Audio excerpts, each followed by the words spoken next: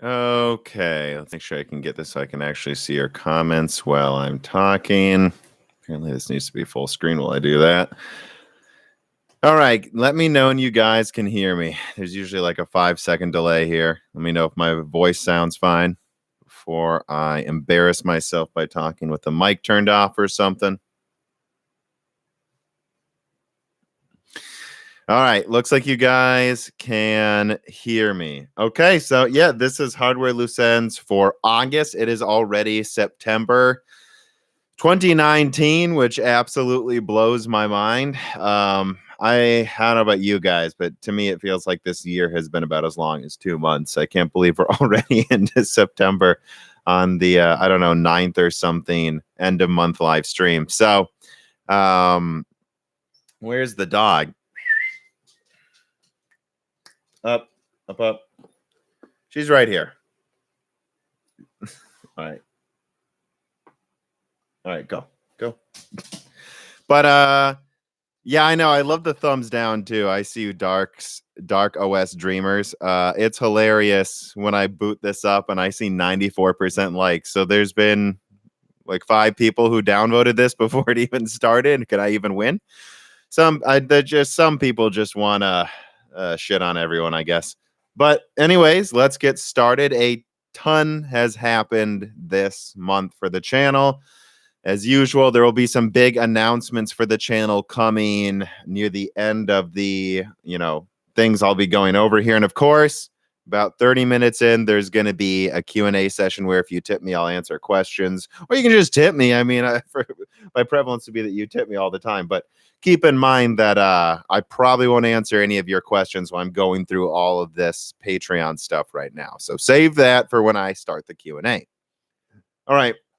So the first Patreon question comes from Night Rogue 77, and he asks, with the exception of autonomous vehicles, which I know they are struggling in, what other markets have NVIDIA penetrated, if any? I'm curious as to what you think a nice target would be based on all the available factors. Now, of course, first of all, I have to say that this is not financial advice. I cannot legally get that. To legally get financial advice, you'll want to go to the economists who crashed the world stock market over and over. Those are the experts. But I'll give you my opinion because you asked. I'm going to be honest. I've been so you got to take this with some amounts of grain of salt. If I would have been buying and trading Nvidia stocks often, I would have lost money, right? And that's the problem, right? Is you can't just bet on what you think of the company long term or short term. You also have to bet on what other people think of the company. And I somewhat see Nvidia as, well, I don't want to say a Ponzi scheme because they're not, right? They make some great products. They're a big, powerful company with a lot of great engineers. That's not what I'm saying. But they paint themselves as the next Intel, and they're not even a tenth of Intel. And when you look at their stock price, and they fail to get into all these markets, I just don't get it, And I'm looking at one of the most recent quarterly revenue things I could pull up, and it's like everything's going down pretty much besides gaming on a long-term trend. They've failed. So to answer your question, Night Rogue, what are they failing to get into? Everything. Nvidia's failing to get into everything. And it's like Jensen Wang is just some Jedi that waves his hand and the shareholders just buy more. And I don't understand where this is coming from. They're making tons of money, so good. And they're a silicon company that pays a dividend. That's very rare. So they're not doing badly, but this idea that they've got some kind of long-term health because they're going to expand at all these markets, the fairest way to say it is they have not succeeded in doing that, and there's no indication they're going to. I'm not saying they won't. I'm saying there's no objective evidence they are. And that's that. They're not. They failed to get into auto, and that's going down. Tegra was a failure. Their cloud gaming's a failure. Everything's a failure. I don't know what to say, right? I think and I'm just some asshole on YouTube, so I know they're not watching, but probably. You'd be surprised, actually, how often some of them watch the smaller channels. They got to focus on a couple of things and do it really well. These custom ASICs that Tesla built for driving are incredibly impressive, and NVIDIA's never going to compete if they try to do 10 different things at once. They can do gaming really well. They've proven that. But then they've just got to decide, are we going to make professional ray tracing cards? Then that's what you make too. And until you can capture that market, don't worry about the other things. You know, that's my advice. And that's what I think of NVIDIA, is that I don't really see how they've succeeded into getting into anything, I don't know. Right. I guess that's my answer. But don't ask me for a price target, because if I would have bet on NVIDIA, I would have lost money. So don't ask me. All right. Next question comes from Bootman. Does AMD have enough good silicon left for laptops after betting for EPYC? Well, I think you have to define good silicon, right? All of Zen 2 silicon seems to be better than Intel's, even the shittiest yields. So I guess let's keep that in mind. But when are they going to use Zen 2 for laptops? I think it's kind of, look, I think people fail to realize how much Threadripper and laptops go hand in hand. Typically, they get onto desktop first because they're getting rid of their shitty yields at the same time as getting into server. So server and desktop go hand in hand. And then again, this is just how I see it going. Obviously, I don't have a crystal ball and I'm not working at AMD, but think about it logically, right?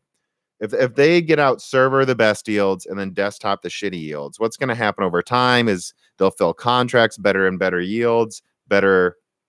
They'll be able to save some for the better stuff. They'll take the second best yields and use that on Threadripper and laptop. The more leaky ones that can clock higher that are good yields, they'll use for Threadripper. The ones that aren't as leaky and are second best to server, they'll use for laptop. And so I think end of this year, Threadripper and Zen 2 laptops might become a thing. That's what I think.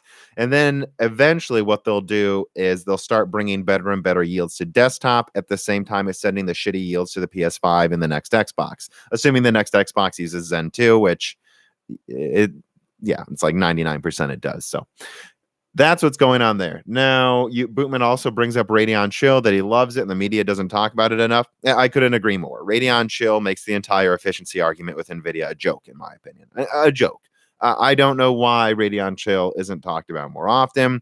The only thing I will say is AMD should make Radeon Chill one of the only things they talk about. Like, they should stop talking about some of these other features and just literally just right away Radeon Chill and make it work in every game automatically without you having to toggle it on. I shouldn't have to turn on Radeon Chill per game. There should just be Radeon Chill mode and it works. If AMD could perfect that, that would be a huge marketing opportunity to say they have better efficiency than NVIDIA. But the problem is they don't quite have it to the level where it feels like it's baked into the silicon. And until it feels baked in, it's not.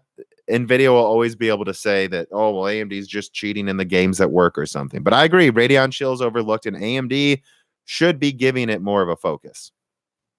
All right, so AdClose also has a question. If AMD takes high server market share from Intel first, then makes a deal to release laptop chips using, well, basically, without reading the whole thing, AdClose is asking, could they diversify their product line, processors, and graphics card amongst several manufacturing locations? Not just TSMC, in other words, other foundries. Yes, absolutely. I think they're going to use Global Foundries 12 nanometer non-FinFET, the FDX process. I think they just will. I think they should use it for their graphics cards. The 5500 XT should use it, in my opinion. Maybe not Navi 14, but anything below Navi 14 should be on Global Foundries 12 nanometer.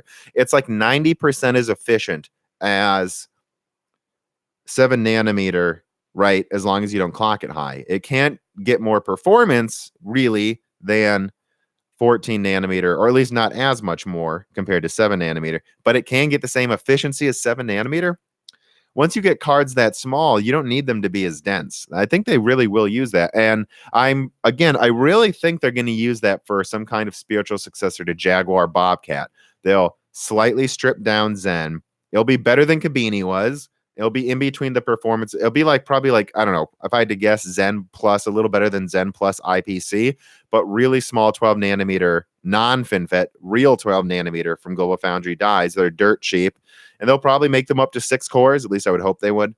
Yeah, I something like that. that would sell gangbusters. I mean, as long as it could actually compete with some of the weaker mobile i7s and cost half as much and use half the energy. I mean, I think that's what AMD is going to do. And I think they'll do that with lots of product types. I'm honestly surprised we haven't heard more rumors about this, but they can use anyone they want. Samsung, too. I don't know if they will use Samsung, but that's an option. There's no capacity problems really for AMD, to be honest, guys. Don't worry about that. And they don't need to use TSMC. RDNA is a good architecture. Zen's a good architecture. There's plenty of other foundries that will be 90% as good as TSMC. But the extra 10% matters for server. So they're using TSMC right now. Okay, let's see here. All right, so this is one of the highlighted questions on the thumbnail. Caden asks, when do you think Zen 2 prices will fall? And will the release of the 3950X, the 16-core Zen 2, help with the supply of the 3900X? Oh, absolutely, it will help with the supply of that. And when do I think prices will fall? I don't know if they ever will, really. Some of them will. I expect the 3700X to go down in price slightly, and the 3800X, I expect the 3700X to drift towards 300 and the 3800X to drift towards 350. The 3600X probably to drift towards 240, 220 eventually. But nah, the 3900X is selling out. The 3600 is taking tons of market share. And I think the 3950X, look, again, it's like the 2950X. I know the 2950X was Threadripper, but every generation AMD moves down the cost of core counts. So now it's $750 instead of $900, and what was before that $1,000 for 16 cores. And then the platform's even cheaper too. I mean, I think the 3950X is going to sell gangbusters. I will be considering it when I upgrade this fall or winter. We'll see, right? That's at the top of my list. So I don't see prices going down that much. What I do see happening is I wouldn't be surprised if they kept around some manufacturing of, Zen 1, Zen Plus, both for AM4 and Threadripper. I said this in my Threadripper video that I think they should just keep making Zen 1 Threadrippers for under $400 because why the heck not? They have to make some epic chips to continue to fill Zen 1 contracts, and they will have to for the next few years.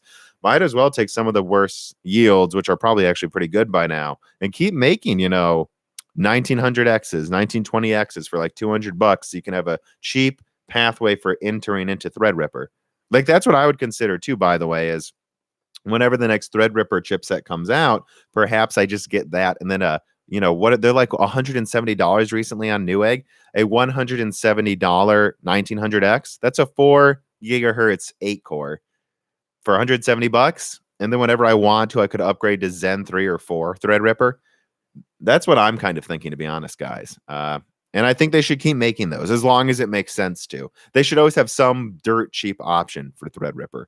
And it doesn't have to be the newest Zen. And you don't need to get the 3600. If the 2700 gets to 150, hey, that's fine. Get that over the 3600 as long as you don't game at 144 hertz. All right.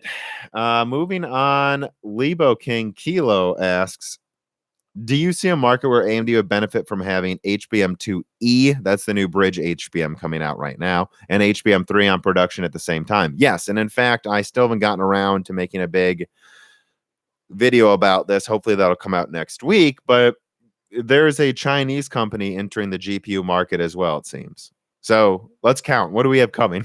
We have AMD and NVIDIA. We have ARM and Intel. Also, next year, supposedly, I forgot, it starts with a J. A Chinese company is entering with a card that should compete with the 1080. So we're going to have 5 GPU competitors within a couple of years, guys. 5. This is what happens when prices go up. Yeah, Jingjia, thank you. If you get to margins above 40% and then you get towards 100%, someone else will enter the market and start taking 5% of the pie. Prepare for competition.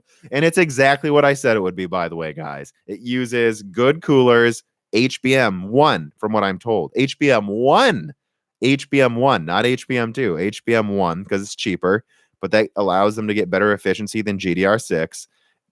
And they'll sell it for like $300. $300 HBM card with a good cooler.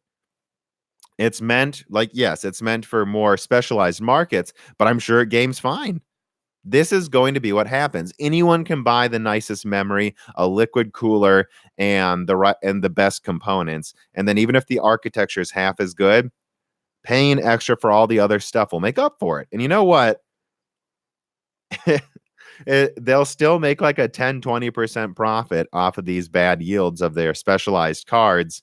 They'll be fine with a 20% profit margin. Nvidia wants 100% profit by now, and AMD wants 45. Hey, bottom feeders are happy with 20%. So let's see what happens there. But get ready for more people to enter. As long as prices are out of whack, there will be a correction. And it will make sense to make HBM2E cards, HBM3 cards. You know, the other part of his question is, what will the cost have to be to become the default for mid-range? I did a video about that, right? That's my HBM2E video. Watch that. It goes over the fact that once you can get a 1024-bit bus to get about 500 gigabytes per second of bandwidth and get at least 8 gigabytes of RAM on there, that's all you needed. Now you have something that once supply meets demand, which is in no way true yet for HBM. Demand is so absurdly high. But once supply does meet demand and you can make that, it's going to be what? So you'll spend 20% more on, not even that. For the overall cost of the card, you'll end up spending like 10%, 20% more for like a $300 card to make it have HBM instead of GDR6. As long as you only need a 1024-bit bus. I'm not talking about the 4000 giant cards. I'm saying if you can beat GDR6 bandwidth for an extra $30 overall, it makes sense to use HBM over GDR6 because it will make your competition's cards worse. So that's win. And I think that's in a year or two. I think we'll start seeing $300 new cards that use HBM in a year or two. And after that, it'll continue to filter down. Eventually, though, I mean, I don't think it's really ever going to get below $200, but I wouldn't surprise me if you start seeing like, you know, the 6700 XT in 2021 using HBM. All right. And another question also from Levo King. I was going to save this for a podcast, but I'll answer this one now because I think it's important. He's been seeing a lot of people selling Radeon 7s on eBay for $400 or $450 liquid cooled. Is that a good deal? Yes, that's an insanely good deal. If the Radeon 7 is the same price as the 5700 XT, you get the Radeon 7 every time, I think, my man. I mean, come on. That neither of them have dedicated ray tracing, but one has more compute, double the bandwidth, and double the RAM, and high bandwidth cache, allowing it to go effectively to about 20 gigabytes of RAM, really, before it starts getting stuttering. So you have like effectively, as long as you have enough DDR4 for high bandwidth cache controller use, you have like a 20 gigabyte card that's 10% stronger for the same price as an 8 gigabyte card. You get Radeon 7, guys. That's a great deal. However, it's not as efficient. You know, and I continue to say I don't think Vega is going to age badly. It's just never going to be anywhere near as efficient as Navi. You know, it has a lot of brute force, and Stadia uses Vega. So there's always going to be games where Vega performs very, very well. You know, it's a good choice, especially if it gets below. Yeah, if it gets to $400, I think Radeon 7 is a solid option as long as, you know, especially if you'll ever use it for anything that's not gaming, then it becomes a non-choice. It's obvious you should choose that. All right. Guitar Guy 515 asks, what's the weirdest comment you've had left on your video so far? Definitely the stuff asking about my sexuality. Those would be the weirdest questions, I would say, which I never answer because I'm like, what the hell? Or, you know, what's also weird questions I see? People that out of nowhere just come in hot and they start thinking I hate some channel, which there's a couple channels I don't like, but like I've seen people come in and say, why did you abandon Chris from The Good Old Gamer and hate Paul? And it's like, what? I just did a podcast with Chris and I still talk to Paul all the time. And I do want to do another podcast with Paul at some point. I just need to find a good subject. I mean, there's just so much going on right now. So I don't know where this comes from. And I'll see people say things I have no idea what they're talking about. You said this, and this. I've started to stop responding to these people because there's really no point. They clearly live in some other reality that the rest of us aren't living in, where they just want to fight and take everything personally. And I don't know. I don't know. I don't know. I'd say those are the weirdest comments. Actually, is the people that jump in and just say, "Why did you say this about Cortex?" And I'll say, "I never said that." I don't know. Okay, now to the fourth core questions. Jarithius asks, will the next 10 years of CPU advancements include multiple new materials combined with silicon or replacing it? Oh, yeah. And Cortex goes over that with the Cortex pretty much answers this question in his latest video. It's very good. There's going to be all types of new things. Silicon's going to, I wouldn't be surprised if in 5 years, well, maybe 6 or 7 years actually, you had a motherboard that had some processors made on silicon, and then there were a couple of high-end graphene ones that went into the same socket. You know, there's no reason that can't happen. Silicon's not going anywhere. It will continue to be used for dozens of things, especially once we used 3D stacking. Most of them will still be silicon. This is going to be concurrent stuff. All these new technologies. Again, the death of I shouldn't say the death of Moore's Law, because Moore's Law has been dead for decades. The acceptance that we're not just going to double transistors every year on a node and that we have to get performance from other methods is really what's setting us free, is people realizing you can work on all of these other things at the same time, like those giant 46,000 millimeter squared monolithic, megalithic, right? You guys like to say dies. We could have been doing that the whole time. We could have been making 800 millimeter squared Volta cards the whole time. We could have had bigger die sizes the whole time. We could have been 3D stacking. We could have been doing all this other stuff. The research into better memory stacking, fabrics, where has that been? It's just been nothing. Everyone just burned money in a pit trying to get to smaller nodes, and they could have probably gotten higher performance doing a bunch of other things. And you're going to see all these new, incredibly interesting technologies at the same time. And that's what I'm excited for, is that we're going to start seeing some really funky stuff in a few years, really funky stuff that in some scenarios will like 10x performance. And you'll say, why the hell did we ever care about Moore's Law? All right, let's see. All right, Sean asks, how much of a role does RDNA on the consoles play into the optimization of PC games for AMD? I mean, a lot.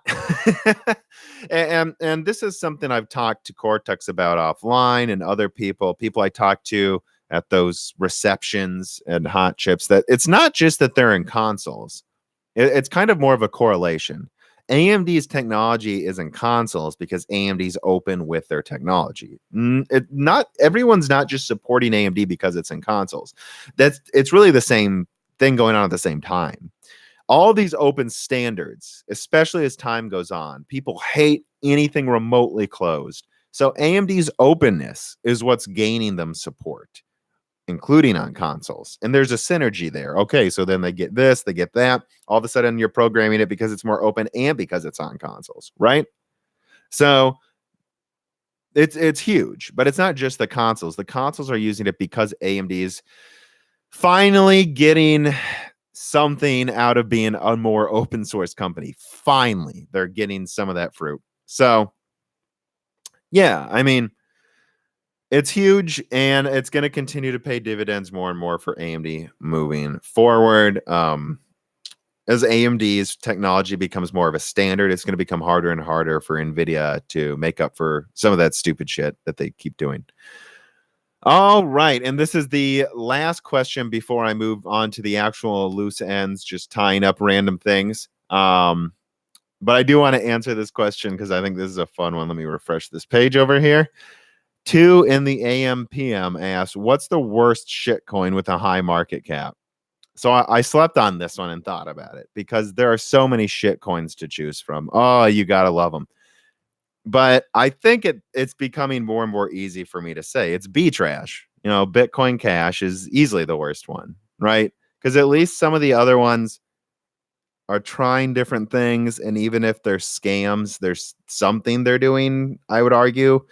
But Bitcoin Trash is just a garbage pile of the dumbest people. So what was really cool about the Bitcoin fork that created Bitcoin Trash is you saw who the dumb developers were.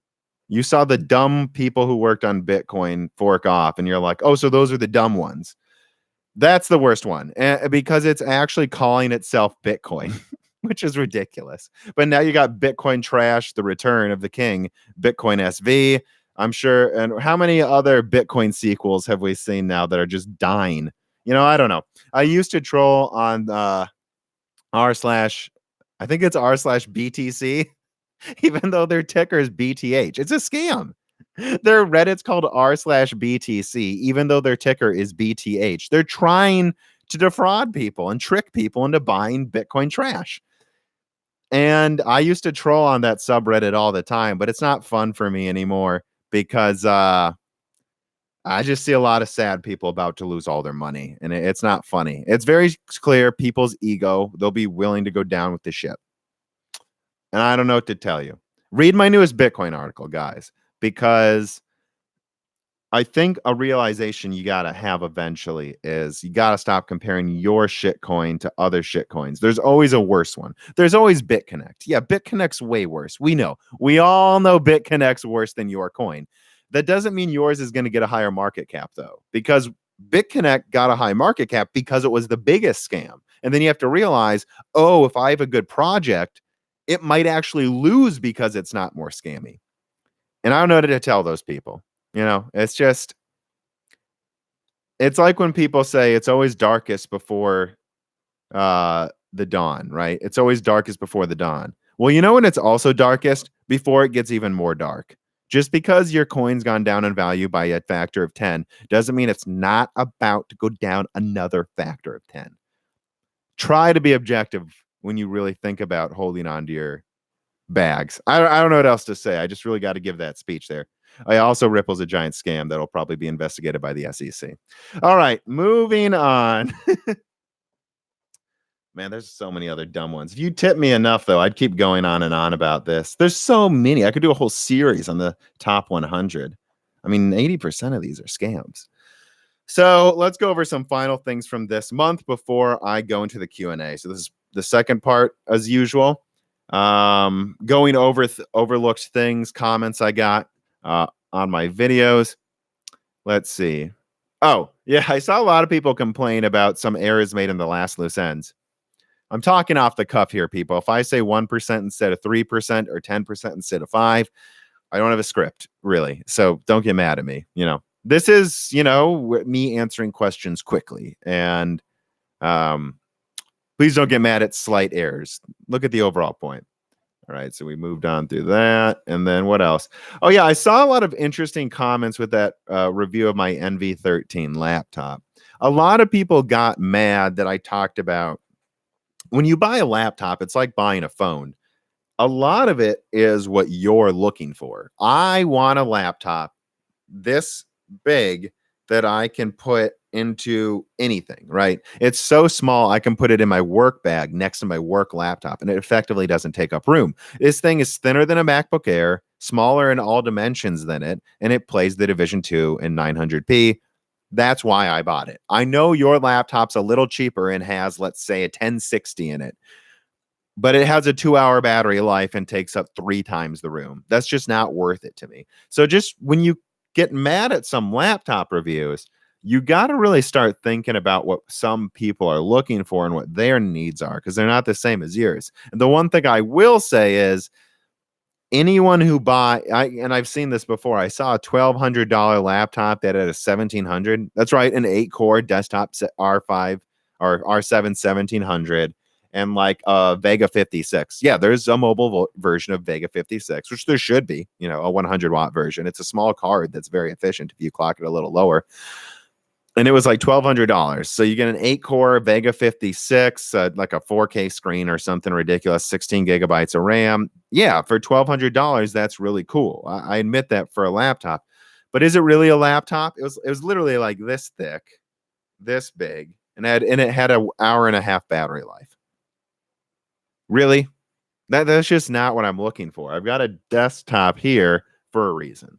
And so if you need like a mobile editing studio, I guess, that fits in a backpack and you're always moving around and you have a tight budget, that's who that's for. But I would argue that's not for gamers on the go, because you're never going to be on the go with that sucker. You're going to have to lug around a 300-watt power supply this big that weighs more than the power supply weighs more than my entire laptop and its power supply combined. I mean, that's not that mobile, in my opinion.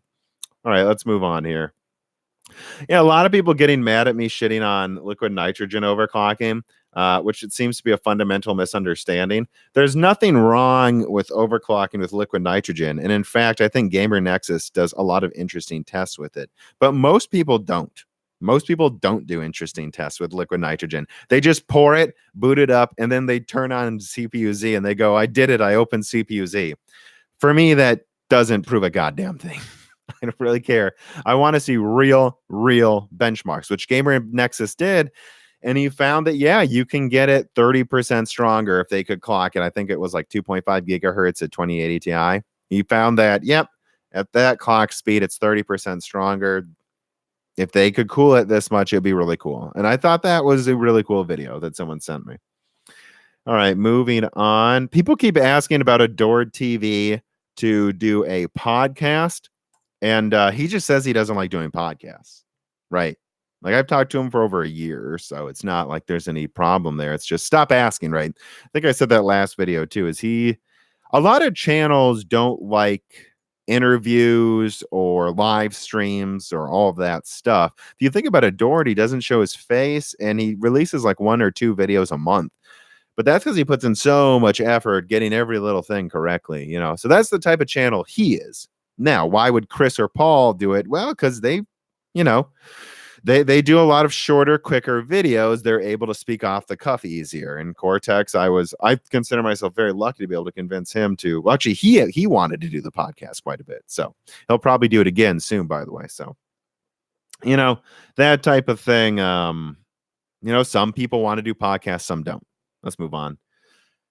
Oh yeah.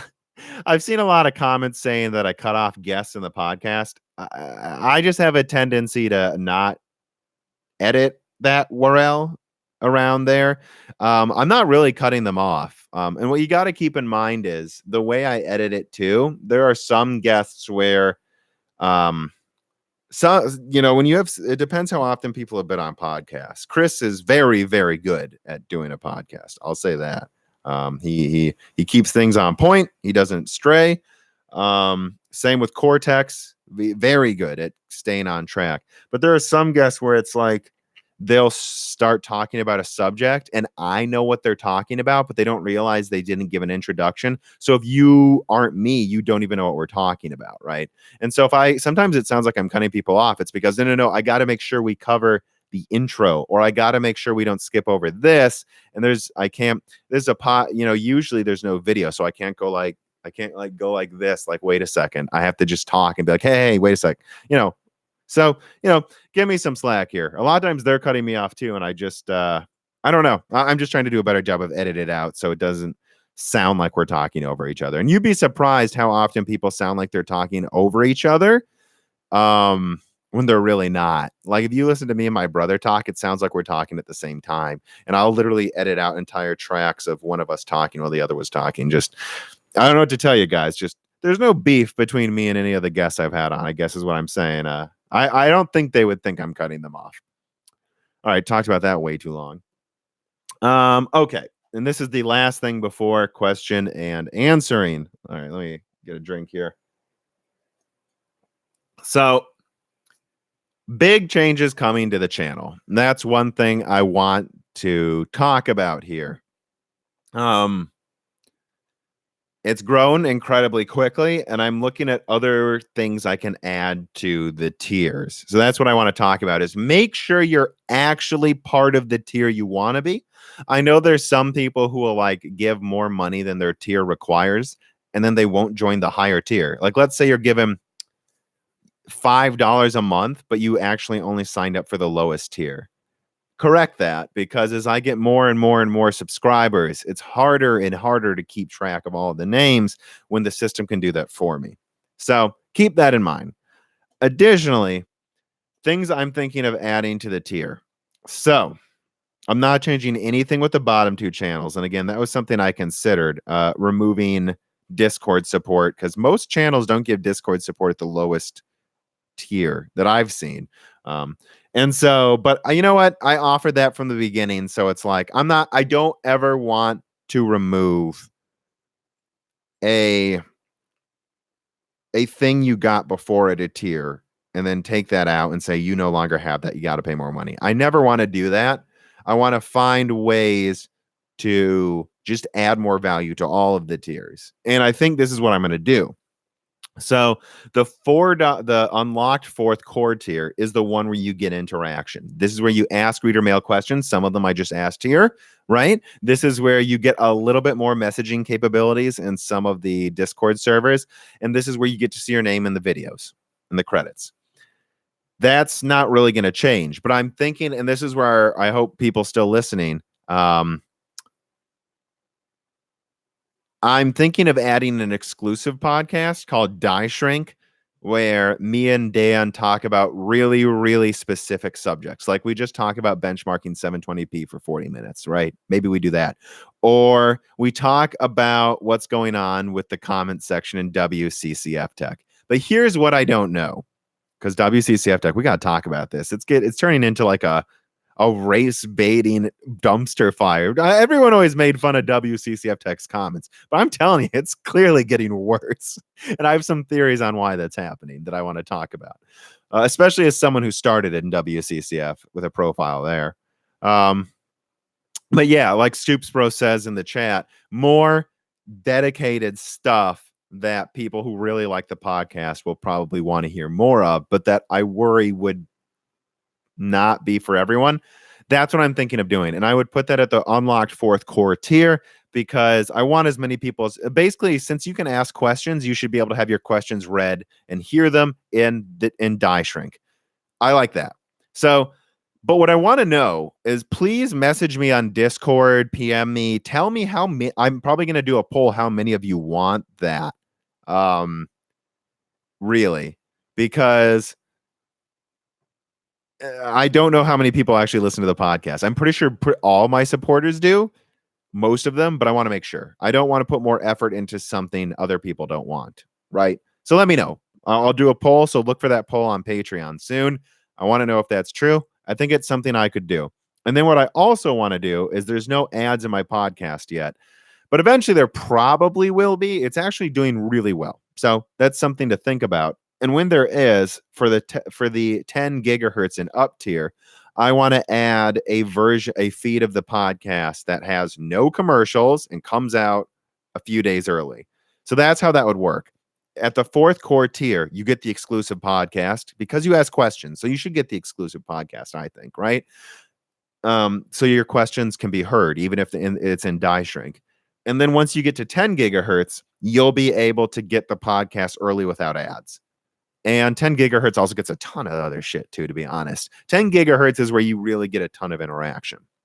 And then at the 20 gigahertz graphene tier, that's where I'll let you vote on the subjects for the specific podcast. So this is the boardroom people literally deciding the next subject amongst a few things. That's what I think. I think that's the way to divide this up. Let me know what you guys think. Also, the executive producer tier will eventually get some pretty powerful things. I mean, again, at that level, you are an executive producer. Bob Band, for the love of God, please make sure the ads are balanced to the same volume level as the rest of the podcast. I know what you mean. There are some podcasts where you're listening and it's just like, yeah, so how's it going? Then all of a sudden, hey, buy Pepsi. And then out of nowhere, someone just yells Pepsi or something, and it's like so annoying. Yeah, no, I've thought about how I would do paid advertisements both in the videos and the podcast. I think what I would do is like a 5-second ad at some point to the beginning telling you who's sponsoring it, and then I just get into the video or the podcast, and then at the halfway point of the podcast or at the end of the video, there's like a 1-minute ad. I think that wouldn't annoy anyone, right? And I want to be clear about this. I hate annoying ads too. So I'm never going to put ads in that annoy the shit out of people. In the podcast, it'd be like 5-second things at the beginning and end, and maybe 1-2-minute ad break in the middle. And it would be something that doesn't annoy you, you know? Yeah. So anyways, I just wanted to go over that. Make sure you're joining the right tiers. And I am still not to my next goal on Patreon. Once I get there is when I'm going to start working for really making things structured, like podcast weekly, 1 or 2 Die Shrinks a month, and 2 to 3 videos a week and much bigger videos. And that's when I'll get at a new goal that's basically I quit my job. will be like at the end of the next goal. So if we can get to 384, that's when I'll add the HBM goal. I don't know how much it's going to be, but that's where I'll say, if we get here, I quit my job. So you guys tell me. So anyways, a lot of housekeeping, wanted to go into that. And yeah, I Love Cookies says videos like Cortex would never really allow him to release as often. That's correct. And, I put a lot of effort into some of my videos. Some of them I'd say it's rare, but like once a month I'll do one as researched as Cortex or close. And it's like, yeah, that just takes time. And until this is my only job, you're not going to see videos as well researched as Cortex more often. But I would say I'm still kind of doing one giant video. Like my Intel is not too big to fail video, I think was pretty well researched and made good arguments, right? That type of video takes time though. Anyways, I can see I'm boring some people. I think I got through everything. So again, let me remind everyone, I did a big Bitcoin article this month. And I really recommend everyone read it just if you want my opinion about Bitcoin. Just read that. And I also went to Hot Chips, so I imagine you all have a lot of questions. But here we are. We are to the Q&A, which means it's time for me to crack open a beer and get answering. So, all right, Q&A starts now. You tip me, I'll always answer your question. If you don't tip me, I'm just going to look for the ones I want to answer. There's a lot of stuff that's happened though. Remember all the things I met Jim Keller. I met Raja Kadori. I wrote a big Bitcoin article. I mean, there's been a lot happening here. Do I like ducks? Yeah, ducks are dope as shit. See, that's a question I wanted to answer. Where do you get your info? And it's kind of typed like it's a ransom note. Well, Brian Ho, it comes from all over the place. Most of it is my own analysis, and I just know where to look. I know to look in certain websites, certain forums. I know certain people who actually work at these companies work in these small corners of the web. That's where, and a lot of it is just connecting the dots. I think I'm just a good detective, right? Like most of the whispers of Zen 3 stuff, there's like one source. But what got me even to ask the question in the first place was noticing some patterns between how AMD was talking about certain stuff and Xbox leaks were lining up with Zen leaks. And I was like, they're going to add 4-way hyperthreading and stack cache. And that's why I got out the Zen 3 info before everyone else. That one was my analysis. And actually, that one I was scary right about. What did Jim Keller say about his dream architecture? Well, a lot of it honestly was over my head. He wasn't fucking around with that answer. So what I like is if you ask Raja Kadori a question, he answers in a very, should I say, grounded way. Raja's like HBM3, chiplets, stacking. Raja answers a very realistic answer. I like Jim Keller because he answers at the limits of physics. He's like, we want to get things down to, it was something about moving subatomic particles back and forth as the switch instead of electricity. That's what he was talking about, moving subatomic particles back and forth and using magnets, microscopic magnet filings as memory. That's what he was talking about. So he's like, what's your dream architecture? The limits of physics are his dream. And I want to address something about Jim Keller too. I've seen people say things about quantum computing, and he called it pixie dust. And I've shit on quantum computing constantly. It's not because I don't think quantum computers are going to be real. I just think if it's 20 years from now, who cares? Right? We've got so many fish to fry that when the problem I have is people acting like quantum computing is around the corner. Like, oh, IBM's going to have a quantum computer in 5 years. No, they're not. No, they're not. And if I'm wrong, I'll say I'm wrong.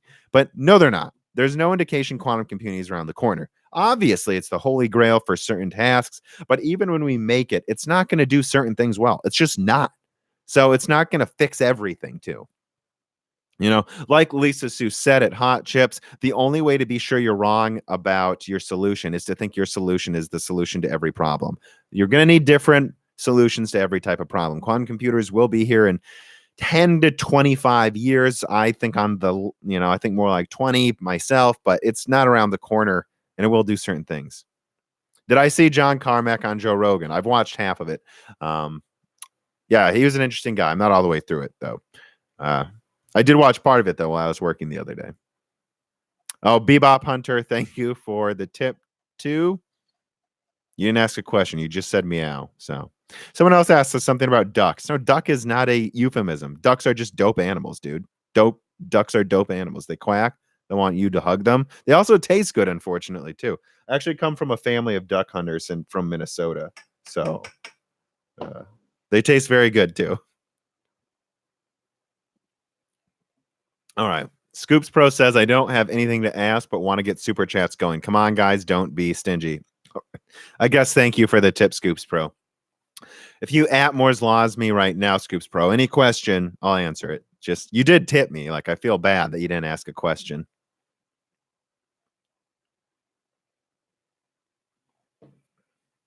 All right, let's see. What else is going on here? My opinion on ARM laptops, they're coming.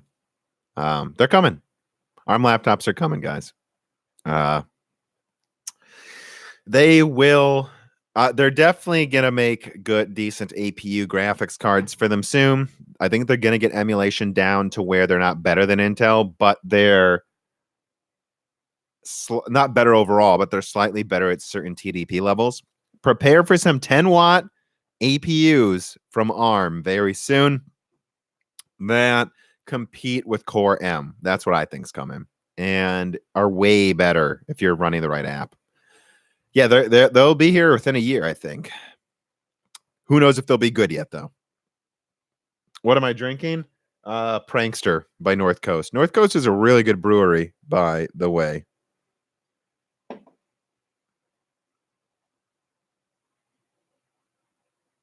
What graphics should I get if this gaming PC is going to be around for at least 3 to 5 years? And this is something I don't know if I've done a good job explaining yet.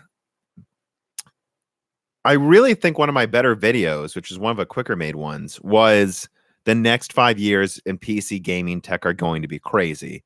The point I make when I talk about that is because technology is accelerating with chiplets, megalithic dies, 3D stacking, both memory, new types of memory, the chips, them, different ways you can package things. And another big thing, by the way, that a lot of people aren't talking about is in a few years, I think we're going to get to hyper cooling methods, ways to, because if you could get even half of the properties of liquid nitrogen cooling in something that's reasonable in a PC, that'd be almost the equivalent of a new node. You could use half the voltage for 20% more performance. Hypercooling is going to be a big thing in desktops in a few years, I think. All this stuff. What it means is if you need to upgrade, don't wait. We're done. It's not like Sandy Bridge. It's not like Ivy Bridge, or I guess Phenom 2 would have been a good one. The i7-920 was a good one. Core 2 was very good. Athlon chips. There were these moments where if you bought the right processor, or like a 6972 gigabyte, or I don't know, an 8800, right, from NVIDIA, there were these components that if you bought, you wouldn't have to upgrade for 4 years because you bought it at the peak of some kind of technology or die shrink. That's done. Technology is going to start accelerating again. What that means is wait if you can, but if you can't wait, don't worry. There's always going to be something better. If you wait for Zen 3, why not wait for Zen 4 or Zen 5? Zen 4 is going to be twice as good as Zen 3, if not more, right? Zen 5 will be twice as good as Zen 4. We're talking about 3D stacking. TSMC did a presentation where we can get 2000x efficiency gains in certain tasks with 3D stacking, guys.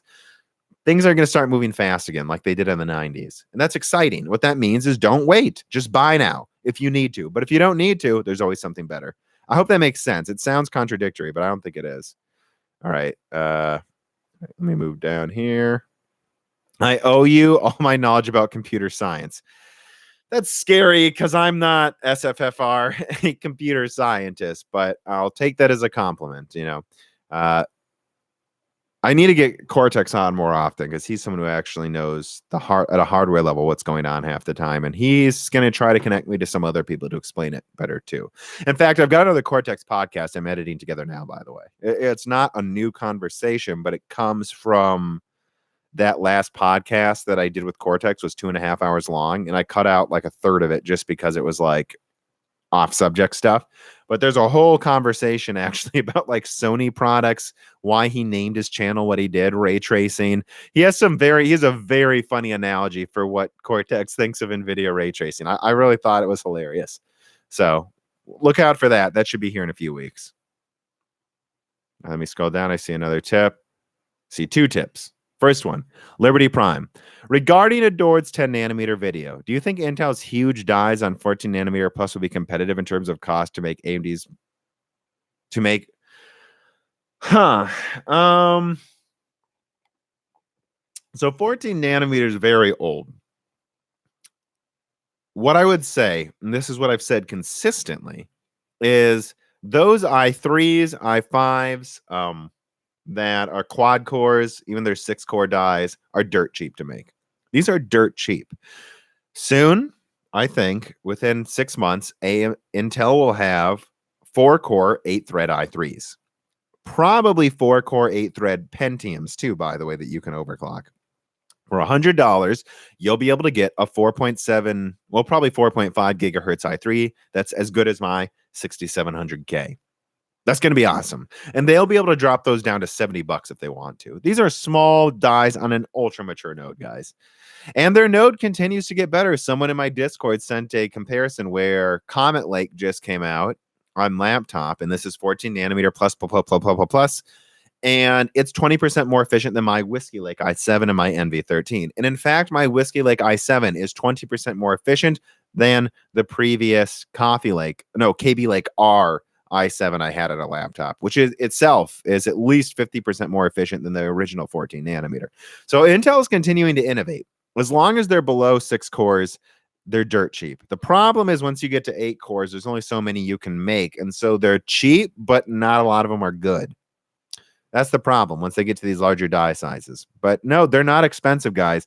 I think the answer is when you get slower in price, Intel's is cheaper to make. That's why AMD is going to make a new monolithic architecture, which I've talked about. No one really cared about that leak, by the way, where I showed, hey, they're working on a sister Zen architecture where they're going to make these $100 6 and 8 cores. No one seems to give a shit about that, but whatever. Those are going to have to be monolithic dies because the packaging requirements of multiple chiplets has a floor of about $100. You're never going to make a chip cheaper than $100, but Intel can. However, as you go up in performance levels, AMD's is cheaper than Intel. So everything above like $400, AMD's cost less to make.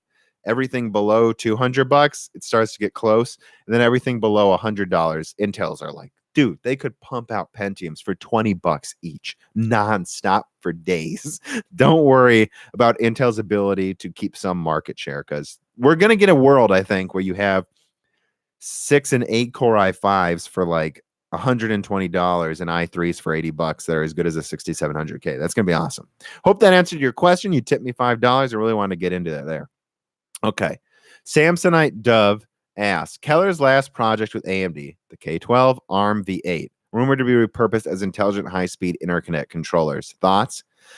I really don't have a lot of thoughts about that. I do know that Jim Keller didn't just work on Zen or something, at AMD. He really wanted to work on ARM technology and RISC-V servers, and that's why he left AMD to go to Intel. Also, Intel probably paid Keller a mountain of money to come help them. So I don't have a lot of thoughts except that, yeah, get ready for some interesting integrated chiplet controllers that speed up the fabric even more. Let me keep scrolling here slowly. That's 200 yen. I thought that was 200 euro. I was like, I hope someone didn't tip me 200 euro. Jesus. How would hypercooling work without condensation buildup? Well, we're going to need new materials. This is where the material engineers need to start pulling their weight. Or better yet, this is where we need to start paying material engineers more money. It's going to come from better metals that conduct heat better and move it off-site better. Maybe new types of liquids that can condense and move heat better. It's coming. And you know why it's coming? And this is something I keep saying. Because I want it. And you want it. We all want it. If we'll pay money for it, they're going to fucking make it. Like, it's that simple. I don't know why this is so hard. It's like, how can you do this? How can you do that? How can you do that? We went to the moon. Mankind can do whatever it wants if we choose to do it, right? Look at that TV over there. Look at that. It shifts pixels with organic light. Think of how expensive. If you adjust for inflation, TVs used to be twice as much as that and this big. But we wanted nicer TVs, so we got them. We're going to get better cooling. We just had to want it. The problem is people thought they just wanted to die shrink over and over and over and over and over, and they lost the plot. But we have the plot now. Cool stuff is coming. I'm so excited for things like Lakefield, too, from Intel, these 3D stacked mobile chiplets. I want a laptop that can beat my desktop in performance. That's what I'm waiting for. And then I want a phone that can beat my laptop in performance. So I just need a phone and a laptop. That's honestly what I'm looking for. Let me scroll down. I saw another tip there. Vega 64 Air Boost at 320 or Navi. Oh, at 550. Oh, so this is in yen. Okay. So what you're saying is Navi 5700 XT is 50% more money than a Vega 64. So that would be like if there was a 250 Vega 64. It depends what you're doing. If you're doing editing, if you're doing any non-gaming task, I take Vega 64. Like I keep saying, for half the price, Vega 56 is a steal as the 5700 XT. And that's about how cheap Vega 56 is. Vega 64, I think, is worth paying another 20% more than Vega 56. But that's it. 20% more. And once Vega 64 is close to 5700 in price, I think you just get the 5700 again, unless you need to do editing or non-gaming tasks. But if it's strictly gaming, 5700 is better. I used it. I had a review for the 5700. The latency is a little less than Vega. It is. It's noticeable. The frame pacing was beautiful. It performed like a Vega 64, except roughly speaking, honestly, if you have a good overclocker, Vega 64 is just as good as the 5700. However, you have to overclock it. You don't have to overclock the 5700. It just works out of the box. Depends who you are. If you like overclocking, if you're not just gaming, Vega all the way, baby. I'm keeping my Radeon 7 probably for the next 2 years. I love this thing. It's so good. But I don't know. I mean, if for $500 eventually I can get a HBM RDNA card that renders better, I eventually will. But it would take that because Vega is good. It's not worth the same price as Navi. Hope that answered your question. And let me scroll down here. All right, got a couple more tips. Michael Hayes, when do you think Intel will begin producing processors that utilize chiplet architecture? They are right now. And what node do you think they'll use? All of them. The Lakefield presentation was brilliant at Hot Chips. I don't know if I haven't done my Lakefield video yet, but I will. The way Lakefield works is 2 Sunny Cove cores, which they're splitting apart their overall architectures from their core architectures. What does that mean? Don't worry about the name of the architecture. Overall, you have to also think about just the core itself because they're going to start using chiplets for different types of cores in the same package. Sunny Cove is the core that's in Ice Lake, 20% higher IPC than Coffee Lake. Really impressive stuff. However, their 10 nanometer sucks at yielding. So what are they doing? Well, they're making dual core Core M-like dies, just 2 cores. A 10 nanometer dual core takes up no space. That is going to be yieldable. They'll be able to make dual cores on 10 nanometer with a decent amount of volume. And these will boost to 4.5 gigahertz. So think of it. 20% better than Coffee Lake cores. And then behind that, you have Ivy Bridge IPC on an Atom quad core made on 14 nanometer. That's how Lakefield works. So when the first tasks, the highly threaded tasks, are using Sunny Cove cores and offloading the rest to a Ivy Bridge quad core, essentially. And the whole package uses about 7 watts and then has memory stacked on it too. That's what Intel is going to do. And I think we might see something really impressive in 2022 where they have like a dual core 10 nanometer that boosts to 4.5 gigahertz. And then they have an 8-core 14 nanometer that boosts to 5 gigahertz in the background, but has less IPC, maybe not hyperthreading. And with this 10 core, they'll maybe make it use only 45 watts, and they can scale that up even higher, right? They could even do something crazy like a Sunny Cove dual core that goes to like a single core. What if they made a single core die? A Sunny Cove single core at 5 gigahertz, the best yields, and then a quad core of Sunny Cove that goes to 4 gigahertz, and then 8 cores, on 14 nanometer. That's the type of stuff Intel's thinking of doing. They might even have some stuff on 22 nanometer on there. And this is Intel finally getting a clue.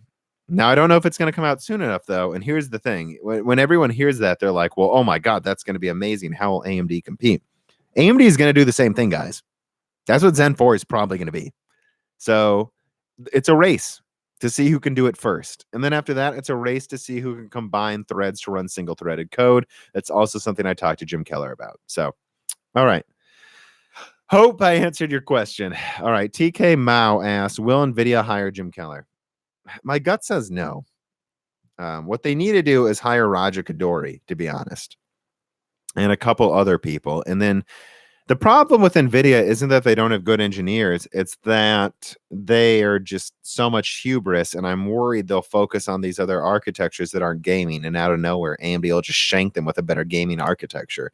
And everyone forgets, sometimes I think even NVIDIA has forgotten this, all of their revenue comes from gaming. So losing that is utter destruction for NVIDIA, But I mean, that's what's got to happen, though. All right, let me scroll down here.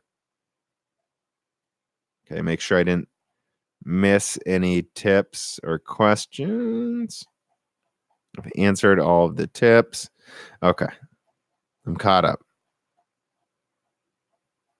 Let's continue here. Any other questions?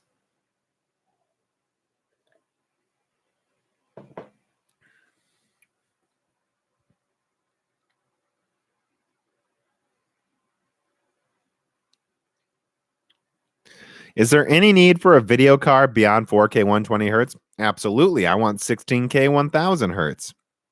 And people laugh at me when I say that, right? But it's like, why would you settle for anything less than total photorealism? The human eye can see shadows move at 1000 hertz. Some people can probably see it up to 2000, they say. But some people can only see it up to 500. So for me, I think 8K 480 hertz will be the I don't know if it'll be the standard, but I think 8K 480 hertz is the kind of the singularity point we're shooting for in 5 years, 6 years maybe. Once you get to 8K 480 hertz, anything above that's going to be really hard to notice. And I mean like really hard.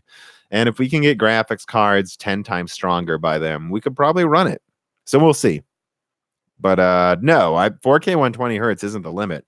That's what I'm looking for now for a monitor upgrade, right? OLED 4K 120 hertz minimum. And I'll just wait. I'll wait as long as it takes to get that because I'm not going to settle for anything less than the best when I think every other monitor right now is barely better than what we've had for 5 years. All right, answered that question.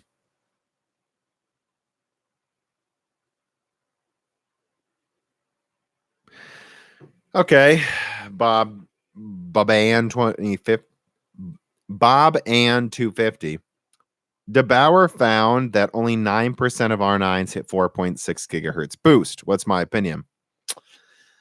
My opinion is AMD is not lying any more than Intel is with their mobile processors in the past. Actually, my current Whiskey Lake i7 actually does boost to 4.6 gigahertz for more than a second often. So they're not lying. This is really a 15 watt, 4.6 gigahertz quad core. Awesome, right? But it's really mature node. AMD is not lying. It'll boost to 4.6, 4.7 gigahertz for a split second, literally a split second. That's not a lie. It's no more a lie than Intel's TDP bullshit, right? I mean, is Intel telling the truth about TDP, people? Yeah, I don't know what else to say about that. It's just, I'm a bit let down by the all-core turbo of Zen 2, but the performance is there. The performance is exactly what I said it would be. So at the end of the day, it's about the performance. And I actually saw a comment today on YouTube that said, ooh, this didn't age well. And he went back to like one of my first videos, like Intel in 2019, like where I talk about AMD getting a 5 gigahertz 16 core. Didn't age bad at all. AMD can make a 5 gigahertz 16 core right now if they want to. They're just not. And I stand by that. AMD will release it when they want to. They just don't want to. They have it in labs. I've seen it. Adored saw it. He was sent videos of it. Dude, they have it. They have it. I just don't get how people can be so stupid that they don't get how this works. It's just not worth it to AMD to launch a 150 watt, 5 gigahertz 16 core that costs $1,000 and they can only make 100 of every, week. Why? Why bother when you're trying to supply the best chips to servers? They're waiting, and yields at 7 nanometers seem actually really good. So they'll get it there eventually if they want to. I don't know if AMD cares anymore. Honestly, I'm tempted to think that AMD might actually save the 5 gigahertz 16 core for Threadripper and just be like, it's $800 if you want the 16 core version or whatever, which I might get. But that's what's going on, guys. On the AMD's line, it's just, the boosting algorithm is very efficient. Yeah. So I see a comment here. Zed Blogson says OLED without burn-in is what micro LED is. No, it's not. It's not as good. Theoretically, OLED is better than micro LED. You cannot beat shifting pixels. I mean, it's a physics answer. I'm not talking about opinion here, people. Physically, you can't have lower latency or better color than OLED. Micro LED is not OLED without burn-in. You know what's OLED without burn-in? That TV. Doesn't have any burn-in. I leave it on all the time for months. No burn-in. So, no.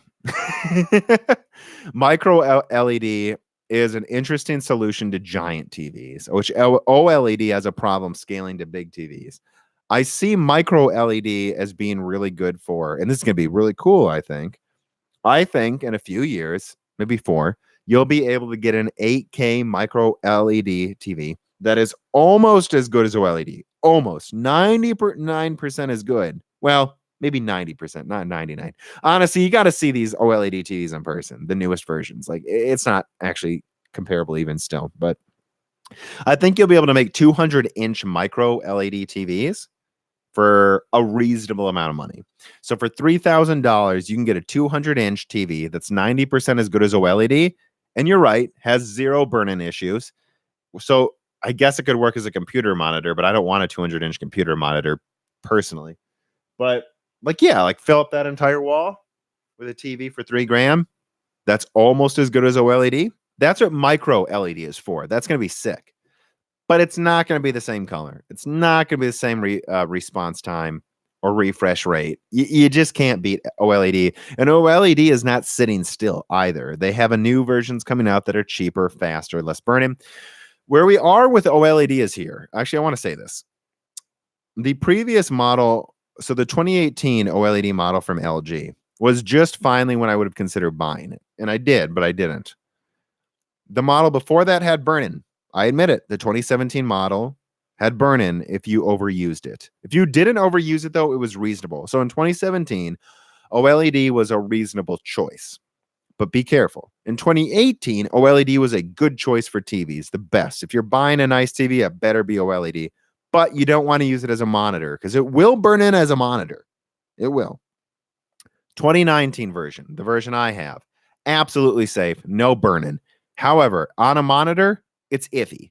And I probably will today hook up my desktop over there, which I have a portable desktop. It's got a handle on it. It's, this big.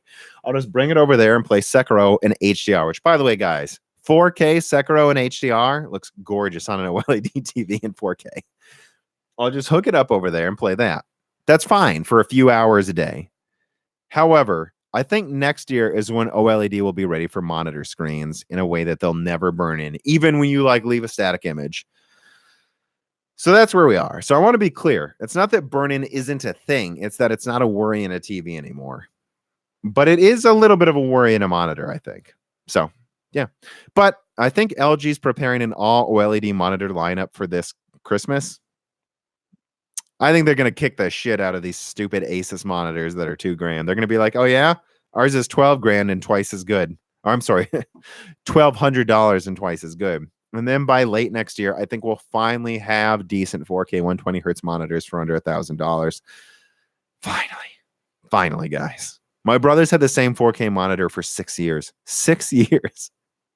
He got it when he got a 390, I think. No, he got it when he had a 7950. And it's still like not any worse than what we have now. That's how much the monitor market is stagnated. It's insane. Make sure I didn't miss any tips. Nope, still no new tips. All right, let me see here. I disagree, Tom. OLEDs have low brightness. It has 1,000 nits, dude. What are you talking about? Low brightness. 1,000 nits is low brightness, huh? 5 years ago, TVs were at like 500 and 1,000's low. No, it's not. The answer is LED TVs blind your eyes. Like they're too bright. Could it be a little brighter? Be nice. But again, anytime I see people arguing against OLED, it's like they don't own one. They don't know what they're talking about. That's my problem. It's not, it's very bright. It's incredibly bright. And you know what? It also has perfect darkness. So when the moon comes up in a dark scene, it's actually brighter in that area than even something Samsung can give you. So no, that's just complete horseshit. It's not as bright. I know. And it's 1,000 nits. Are we that spoiled where 1,000 nits isn't bright though? Like this is my problem here. What would you rather have? Perfect refresh rate, color, and response times, or 5,000 nits? Like I'm shining a spotlight in your eyes. Come on. Sorry, I got worked up there because that's something where I'm like, 1,000 nits isn't bright. I remember when the brightest my laptop would get to is like 300. And that I remember that. Like, I don't know if you guys remember. Laptops would get to 300 at most. Yeah, I know a lot of people turn down the brightness. I like it where it's at. I wish it was a little brighter, to be honest, in certain scenes, but it's mostly a glare problem, which is just a design choice for the TV. They decided to have glare so it's clear. You know, I always choose that. Just close the blinds if you're watching a dark movie. Over 9,000 nits, probably, yeah. That's one thing I'll say about my NV13 laptop too, is it's way brighter than the previous model. Like minimum brightness is bright enough when it's dark. There's a weird noise. Nope.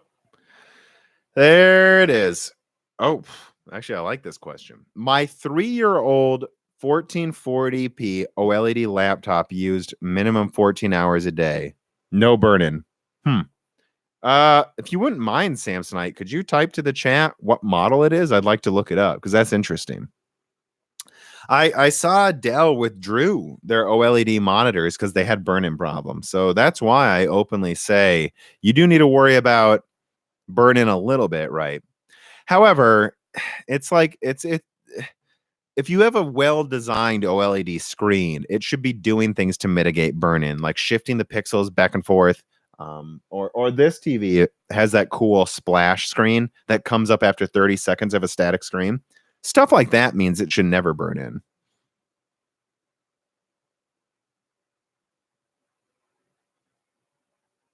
No, but that's not true, Eduardo. It goes above 900 nits in certain scenes. That's not true. 700 nits was the previous year's model.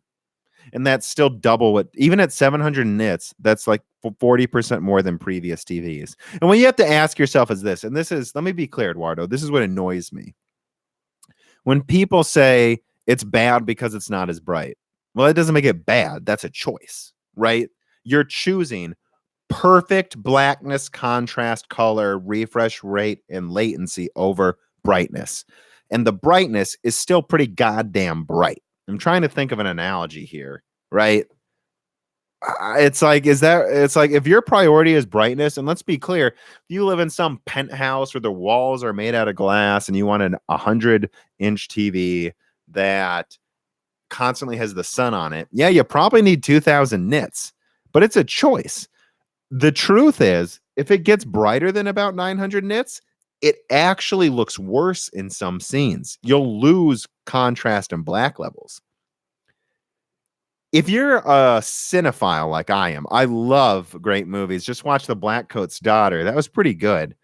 I like watching the best movies the way they're meant to be seen with perfect color from the studio. I don't care about this brightness shit. I'll close the blinds. At a certain point, you just have to accept that you're never going to get perfect color and black levels if you turn up the brightness. And that's what OLED does. It's perfect viewing.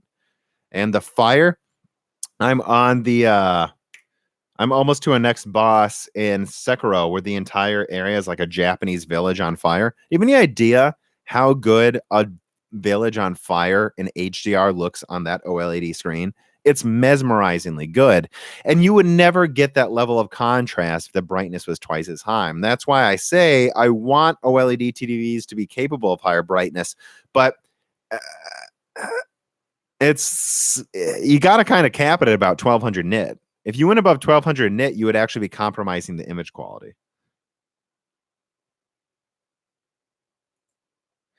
Well, maybe I have to scroll back up, Edward, but and again, maybe I'm just yelling. Well, here's the problem, Eduardo. I'm scrolling up to your initial comment, and you said, I disagree, Tom. Disagree with what? You should have been more clear about that, right? You said, I disagree. Disagree that I said OLEDs are awesome? I don't know what you mean if you say you disagree. If you tell me you disagree with me, I assume you mean you disagree with my entire argument. So, right? OLEDs have relatively low brightness. That's also bullshit. I'm rereading your initial comment. Relatively low compared to what? They're twice as bright as what TVs used to be. So they're not relatively low. They're not. They're even brighter than non-OLED TVs from 2 years ago. So they're not relatively low. Not great color volume. Also bullshit. They can't produce bright red, for example. What? The way you control the pixels, you can control brightness on each color. No. QLED from Samsung will be better. Will be? When? I already own this TV. So I'm sorry, Eduardo. Now I'm rereading it and you're making me disagree with you even more. No, what you said is you disagree with me. And here's the problem. QOLED, does that mean OLED with other upgrades? Sounds good. The problem is there's so many LEDs here. I'm having trouble keeping up with them, Eduardo, to be honest. The only way to beat OLED is to make OLED. That's what I'm saying. I'm saying physically, theoretically, from a scientific point of view, you cannot make something with better contrast that is turning off each individual pixel. You can't. You can't beat OLED. You can just make it more reliable. That's it. And they will make it more reliable. All right. Man, that was a really long conversation. I appreciate the back and forth, though, Eduardo. It's just when you say I'm not saying OLED isn't awesome. Well, you said you disagreed with me, so I assume you're saying I'm wrong.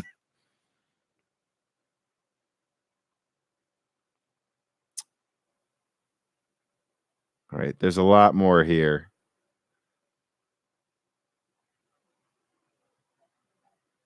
Did Samsonite ever say what model laptop he has?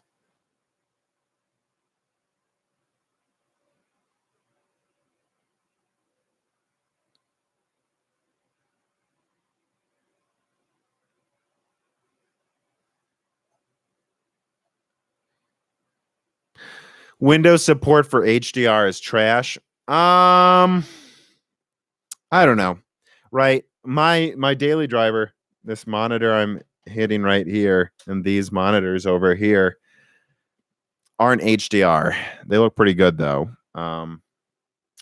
What I'll say is Sekiro in HDR and Windows looks good. Battlefield 5 looks incredible in HDR as well. The games that run HDR that do it well, again, examples being Sekiro and Battlefield 5, they do HDR very well. Honestly, the fire in Battlefield 5 looks, again, it's always the fire, right? God of War, his chains that light on fire, also look incredible on my PS4 Pro. It's always the fire. The games work well, but I agree the menu support for HDR is horse shit. It should be better. It's ridiculous, I think. It is ridiculous. It's just not a priority for them yet, I guess.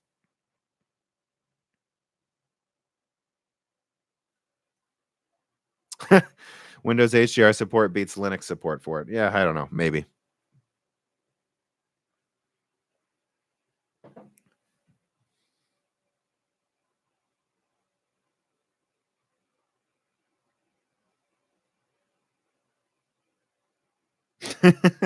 Linux has the best support for everything if you code it yourself. I agree.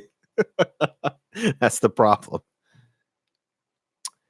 Plasma can turn individual pixels on and off. I know. Plasma is fantastic. It's just expensive.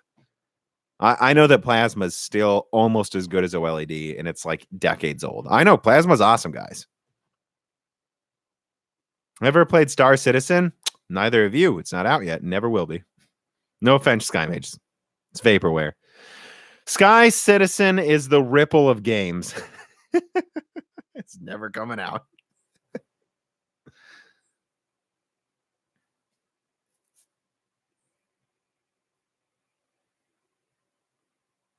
No, sis. No, sis. How will Apple's future Okay, so here's a tip. So I have to answer this one here instead of just rambling like a madman. How will Apple's future CPU GPU arcs influence AMD Intel upcoming competitors? Their move to compete with times 86 arcs will come rather soon. Hmm. Um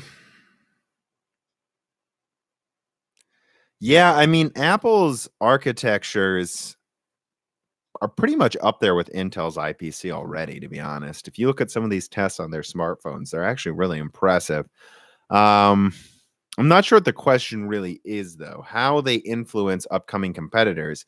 I think they're already competing. I think Intel, frankly, the way I think of it is AMD's been desperate to get into Apple before Apple's forced to use their architecture on everything. And Intel's desperately treading water trying to stay above Apple's own internal upgrades, right? Intel's desperate. Like if you look at I had a MacBook Air with a Broadwell APU, which it could play Battlefield 4 online at 15 watts in 2014. That was crazy impressive. That was built for Apple. And the Core M was basically built for Apple. And these other expensive dual and quad cores that use 7 to 12 watts, that's for Apple. Intel's Ice Lake, Apple, like Lakefield, Apple. All this stuff is for Apple. Apple wants it smaller, lighter, and out of your way. That's the Apple mentality, or at least it used to be. I'm not sure what Apple's mentality is anymore since Steve Jobs died, to be honest. Seems to be their mentality is let's get more profit. But yeah, I mean, I don't know what to say about it influencing it, right? They're all competing with each other, and Intel's desperate to hold on to their Apple contracts. AMD's desperate to get in there, and Apple's trying to make something as almost a bargaining chip to say, we don't even need your chips, Intel. Give us a better price. We'll just use this. And Apple's getting ready to do that. I think they'll always use Intel or AMD on their highest end laptops and stuff, but they're trying to make a cross architecture operating system so that it works well on both their chips and Intel and AMD at the same time. And they'll probably get there within a couple of years. If they're not there already, by the way.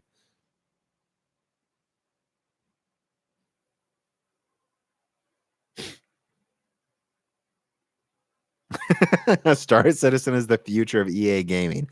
All microtransactions and no games. No, guys, Star Citizen's totally coming out. Totally, right? $200 million to make, was that like GTA 5 funding to make a game that still isn't out?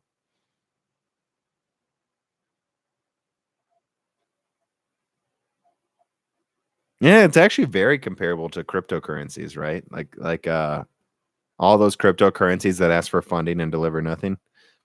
That's the problem with giving people money up front. That's why like a monthly payment structure or like buying after they deliver matters, because if you just if I made my Patreon give me $100,000 and I'll totally work for 2 years, what incentive would I have? I'm working hard to keep my funding. It's this insanity that's going on right now. I think people are figuring it out though.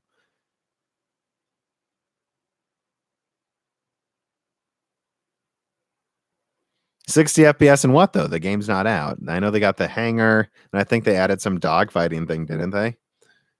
Think of how long that took.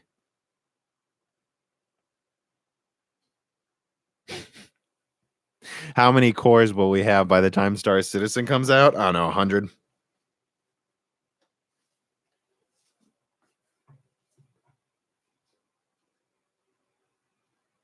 All right, so Pete Terriera, dogfighting is out in is in Star Citizen. What else is there? 60 FPS with 3 planets, and do these 3 planets have the same amount of stuff in it as Fallout 3? Because Fallout 3 didn't need $200 million to add all of that content. What's actually on? I'm honestly curious. What's actually on those planets in Star Citizen? Right? Like, what's actually on them? I can go play No Man's Sky. I don't have No Man's Sky, but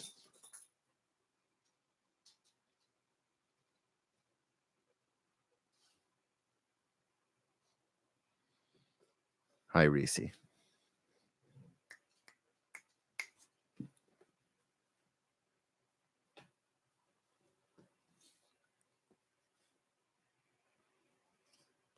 All right, get out. All right. Here's what I'm gonna do. I see a few people just join the stream. I'm gonna pause this chat here so I don't miss anything. I'm gonna get one more beer. Let's see if we can answer a few more questions before I get off. Seems like it's tapering off though, but I'm gonna get one more beer and see if I can answer anything.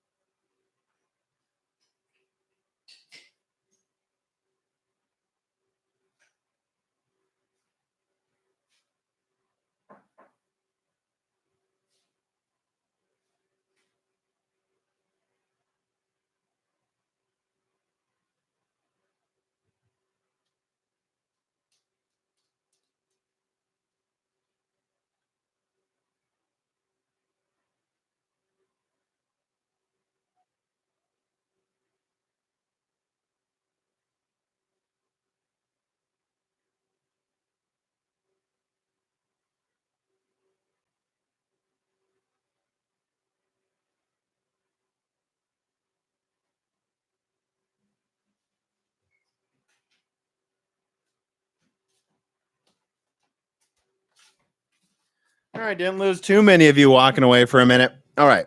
So I'm going to scroll down here. Remember, this is a 3-day weekend for us in America. So I actually prepared for this live stream, as you can tell. I'm much more coherent than usual, taking it seriously. So I'll go for another, 20, 30 minutes, actually. I'll give you guys the full 2-hour live stream if you ask good questions. But otherwise, if I see it tapering down, I'm going to stop. Too much beer? 2 beers is too much? I don't think so. Guys, I'm 6'1", 210 pounds. 2 beers is nothing for me. This is what I do to get thinking. All right, let's see. 650 Ti. I saw a few people ask about the 1650 Ti. Let me answer that, actually.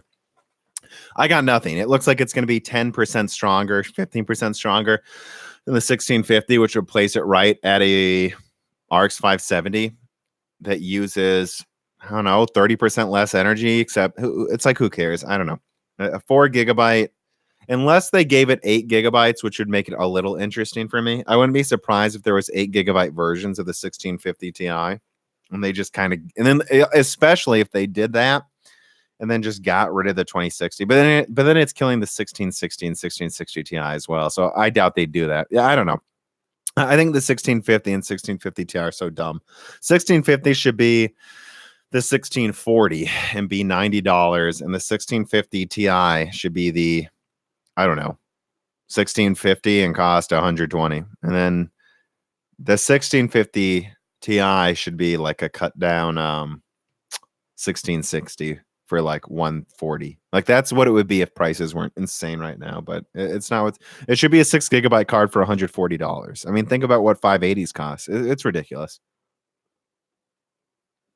I'm so uninterested in those cards.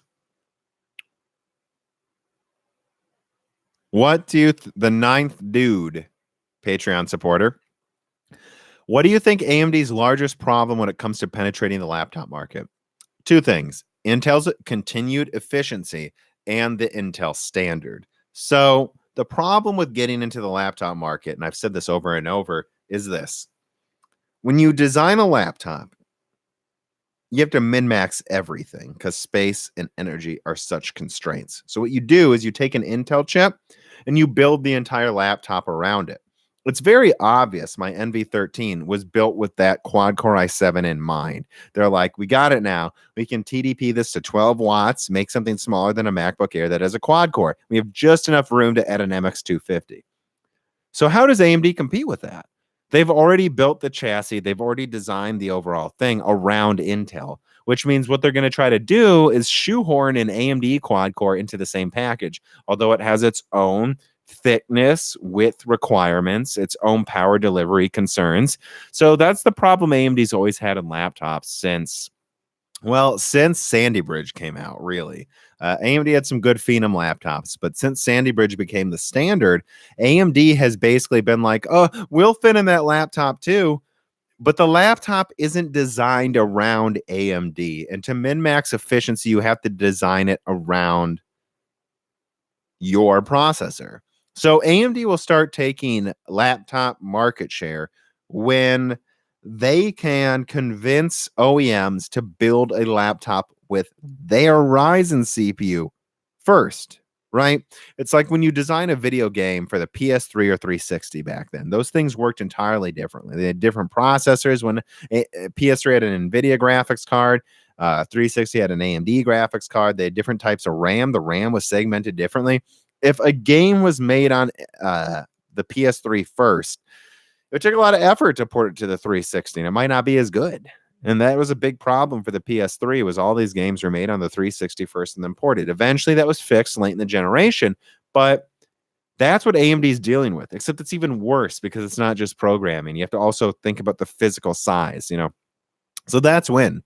That's why I keep saying AMD's server chips need to be so good that you're losing money by not choosing EPYC, which is happening now. So they're switching to EPYC with Zen 2. But Zen 2 isn't as good, or it's not substantially better than Whiskey Lake. It's certainly not substantially better than Comet Lake. I mean, they have a 15-watt 6-core. I've seen the benchmarks. Thing boosts to 3 gigahertz on 6 cores while using 15 watts. I mean, AMD's not competing with that, with their own 15-watt quad-core. Even if it's slightly more efficient, even if the graphics are better, they can just throw in again, it's like $20, guys. It's $20 to add an MX250 that's stronger than AMD's APU and uses 8 watts. So which one are you going to choose? A 25-watt AMD APU or a stronger MX250 plus Comet Lake? You're going to choose that still. And it's going to take AMD not being a little better, which they are. AMD's a little better in laptops. I'm not saying they're not. They're a little better. It's going to take them being twice, 3, 4 times as good. And that's what Zen 3 should be. That's what it takes. It takes them having them be so good that they design a laptop flagship around AMD first. That's what it's going to take.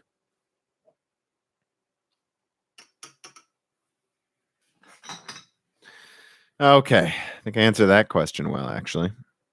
Oh, I think I see a tip here. Oh, boy. Here we go. Eduardo Saralvo Gil asks, will the trade war hurt technology's progress? I'm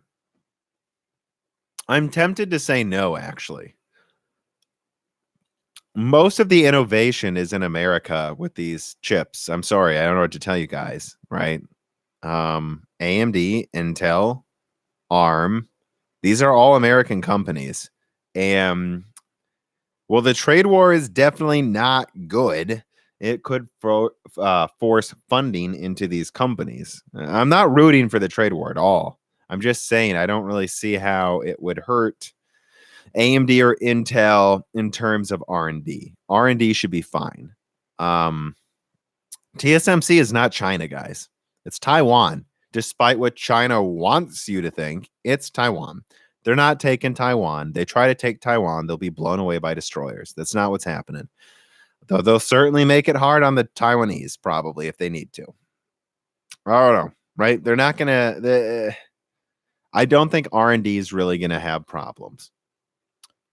But prices might go up from the trade war. I don't think technology's progress will. I think prices will. But because technology is getting better, what you're going to see happen is AMD and Intel will say, or Nvidia will say, this is why our card costs more because of the trade war, but it's twice as good. And it will be twice as good, but they're going to charge 50% more because of the trade war. If there wasn't a trade war, they wouldn't charge more, though. We would just get that better technology. It sucks, right? I'm not in charge, though, so I'm not the one who did this. I don't think it's going to slow down technology, though. I don't. Not yet. We'll see, though. There's always repercussions. Hope I didn't get a... Oh, ARM is British. Well, then same thing. Sorry. I know that... Am I wrong? I thought they had R&D labs in Texas or something. Am I wrong? I might be wrong. That's what I was thinking of. ARM in Texas, but I know their headquarters are British, but... And if I'm completely wrong, let me know.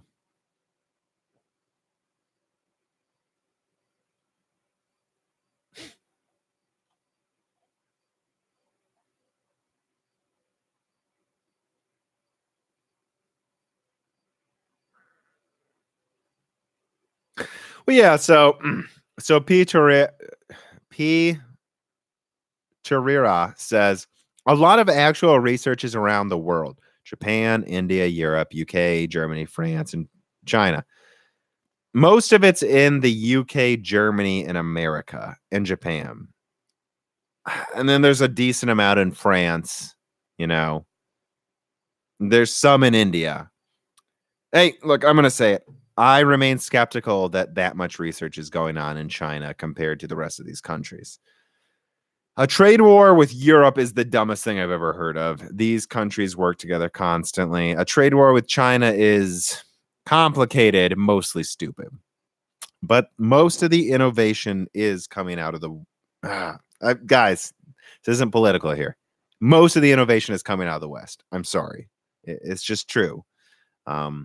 So a trade war between... What would really hurt progress is if there was like a trade war with Canada, Mexico, France, UK, that type of shit. Which I guess there could be because things are getting ridiculous right now. But if that happens, technology is the worst of our concerns. The greater of our concerns will be the new depression. That's what I'm saying. If technology slows down, yeah, I know, but also like everything sucks. I'm saying technology won't slow down until the trade war gets out of hand, and by then everything's fucked. I know this is such a... I know I'm baiting so many people to get mad at me by how I'm talking, but that is what I think, right? Oh God, here I go. I'm scrolling down. Thank you, Carbon Cry, by the way.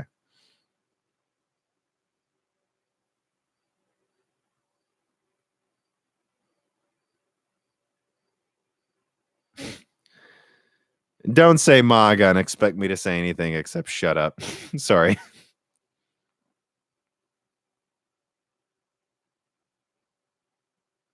B64 on NVIDIA GPUs has been pathetic since Maxwell. Yeah, I know. Yeah, open source is the future too. So like we'll get over this, right? I mean,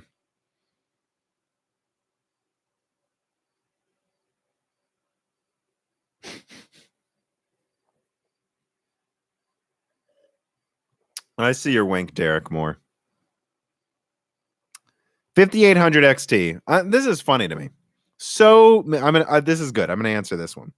So many people ask me this question.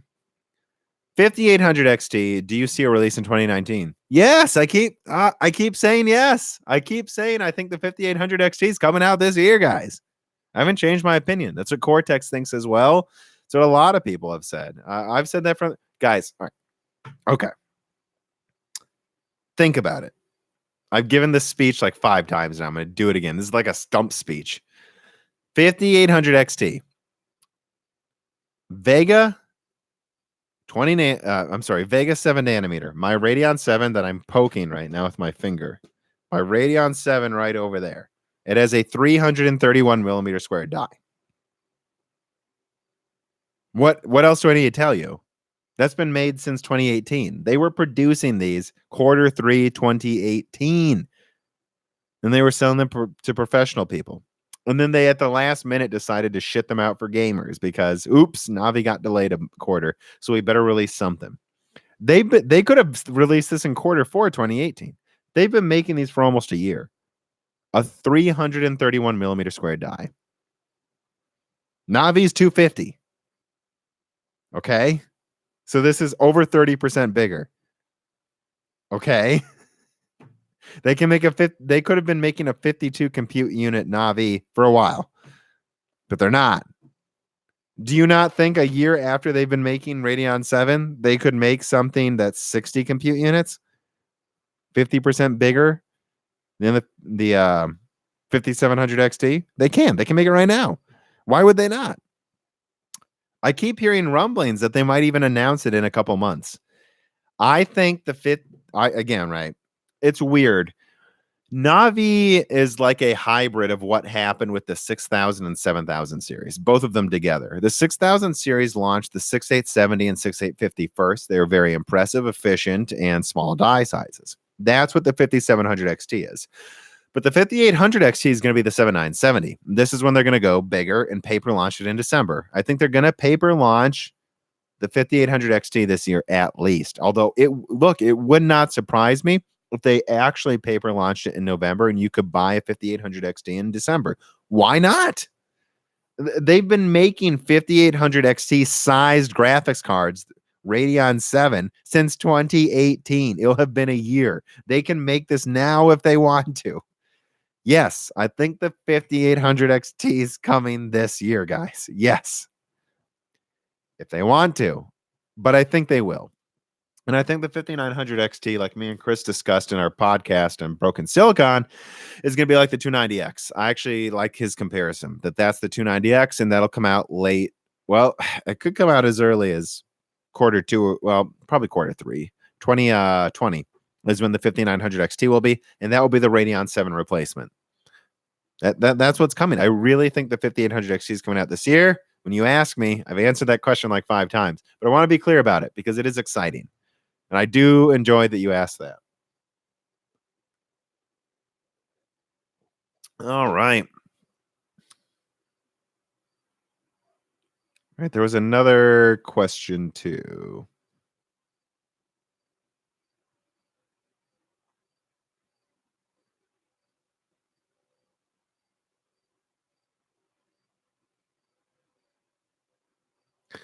Do I think they're waiting for Vega stock to sell out? Not really. I think they are waiting for Polaris stock to sell out before they launch the 5600 XT. But I don't think they're waiting for Vega. Vega is weird. It's like, I think they want to get rid of some of the stock, but remember, they're supplying that to Stadia for a year. So it would not surprise me if they were still producing 14 nanometer Vegas throughout this year and then they stopped. That's probably what will happen, but I don't think AMD has a problem. HBM2 is getting cheaper. I mean, I think they're and it's 14 nanometer, guys. That die costs them probably everything besides the HBM is probably $100 at most right now. And then you add, it probably costs like $200 to make a Vega 56. And they're just selling you the worst yields of what they're selling to Google for Stadia right now. I think they might keep making Vegas for a little bit, just a little bit.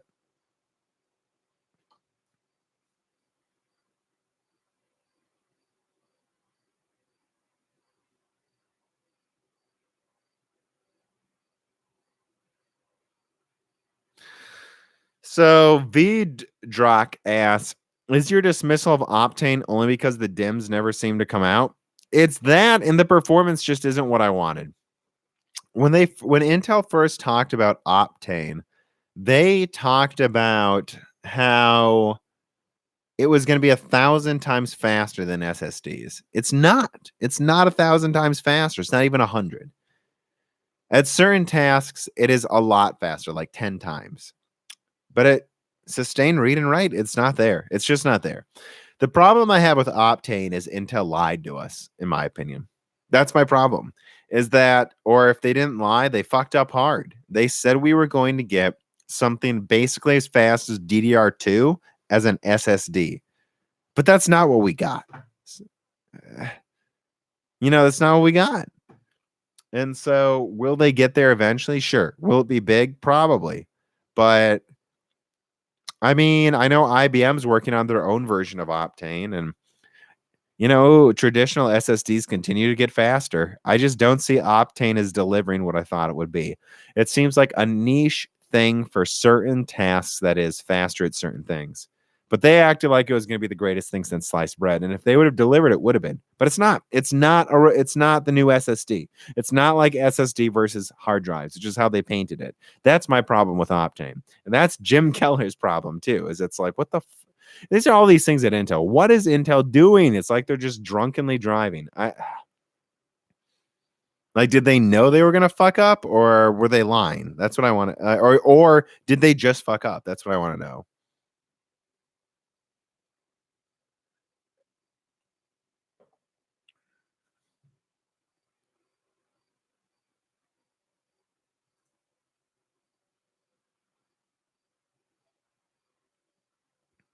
Okay, I did get a tip, so I'm going to skip straight to the tip. What is your view on Global Foundries and the sentiment they're suing MC out of desperation? What would you say about the narrative that Global Foundry is done and useless? Well, that's really several questions. Number one, Global Foundries is not done, nor are they useless. They're incredibly useful. It goes like TSMC, and then kind of like a tie between Intel and Global Foundries. No, it goes really TSMC and then Samsung tied with Global Foundries in terms of technology. Maybe Samsung's slightly better now, and then Intel now, which is pathetic. But Intel has a lot of manufacturing volume, right? TSMC's in the lead, but Global Foundries not really any worse than their competitors besides TSMC, I guess is what I'm saying. They're not dumb. They're not useless. Suing them out of desperation, I don't know about that. I guess what I'll say is this: Global Foundries isn't done. If they're suing them, they probably think they have a reason. Not saying they'll succeed though. And I would be very I'd have a hard time believing they're just suing out of desperation. I guess that's what I'll say, right? I doubt it's just desperation. But yeah, I don't know. They're not done and they're not useless. But they're not competing with TSMC anymore. They've waved the white flag. Let me scroll down here. All right, I got a big tip. I've already bought some new Chinese parts they ripped off this year. Exact copies. Derek Moore, copies of what? Thank you for the tip, of course, but some Chinese parts they ripped off this year. Which ones? Who ripped off who, actually?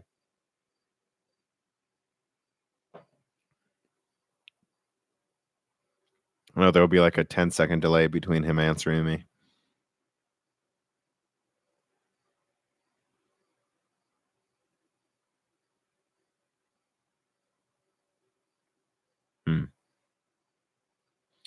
Yeah, and on Optane, I see people talking here. It works kind of well as swap memory if you need insane amounts of RAM. Yeah, that's true, but it's like it works well. The way Intel painted Optane is that it would be the same as having RAM, effectively, and it's not the same. It's just not the same. Maybe it will be, but it's not there. The speed isn't there, guys. How much will HBM2 cost, less or more? Less per gigabyte. I guess that's my answer for HBM2E. Less per gigabyte. A lot less per gigabyte, and that's why I think it's such a big deal.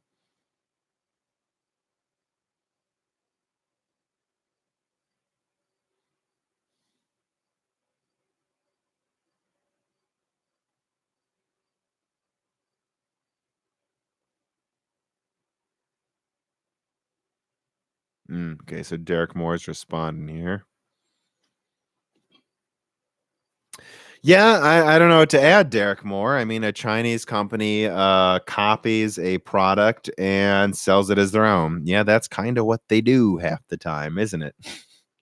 But that only gets you so far. That's my thing with that trade war statement I made. That only gets you so far. Eventually, if these companies stop working with China, which it looks like they are, because they have to now. China's going to be in a pickle. I think China's going to have a rude awakening where they realize half of their innovation was stealing shit from other people. And there are people that say I'm wrong, but we'll see, won't we? You know, they made fun of that on. Anyone watch the show Silicon Valley? It's very funny. Remember Jing Yang's solutions? He had like an entire whiteboard. Chinese version Facebook, Chinese version Uber, Chinese, all of China's shit is Chinese version and American made. That's not impressive to me. And they'll be able to copy it for a certain task for so long, but it's not going to get you that far. If this trade war were to go on for 5 to 10 years, it'll be bad for everyone. I'll be clear. It'll be bad for everyone. It's stupid. Trade wars suck. But for China, what they'll find, I think what they'll find is that they're not as innovative as they thought they were, and that they were stealing info constantly, even when they didn't know they were. That there were lower level people stealing stuff, reporting it as their own work up there. And when you do that, you're going to hit a wall, and you're only going to get so much. And then in 10 years, if we're on Zen 5 and they're still stuck on Zen 2 technology, their servers are going to look pretty goddamn shitty, guys. Their other technology is going to look pretty shitty. I'm not saying that's necessarily what will happen, but I'm not convinced technology is slowing down because China can't steal stuff anymore. And they are constantly stealing stuff. We'll have to see. But I'm happy to be proven wrong, and this is a chance for China to prove itself because that's everything I've seen. Up to you, China. Ball's in your court. Prove you're not just stealing technology. Prove it. John N. Trump banning TSMC over national security concerns. There's no fucking way that's true. There's no way. He may think he is, but there's no way that's true. He thinks a lot of things that aren't true, though. No, there's no way that's true. You can't just ban TSMC. So you ban PS4s? I don't know if you know this. PS4s are made at TSMC 16 nanometer now. Where you're going to ban? So you're going to ban all PS4s, some of the iPhones, half of smartphones. That's not happening. No.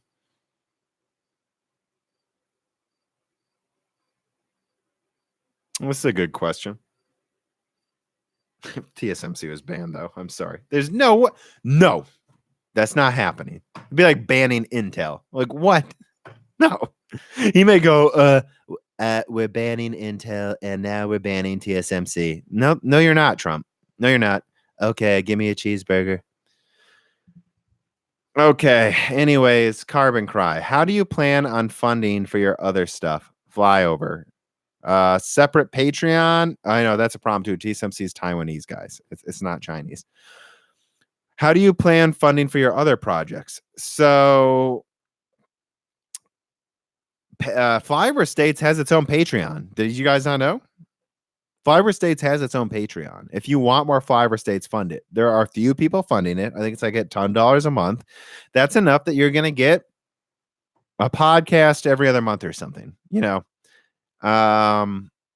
You're not going to get Flyover States constantly until it gets to a reasonable level of funding. I can't even afford the servers yet that will host it, you know, at that level. However, I have the servers that can afford to host it at a very cheap level.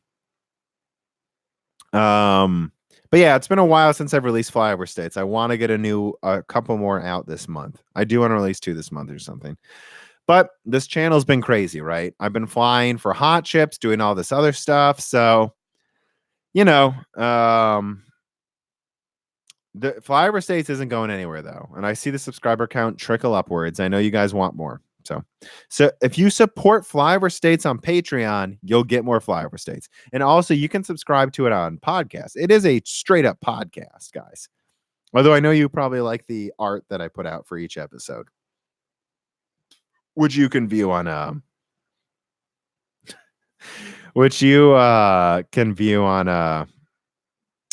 YouTube. The art I put out for each episode I create.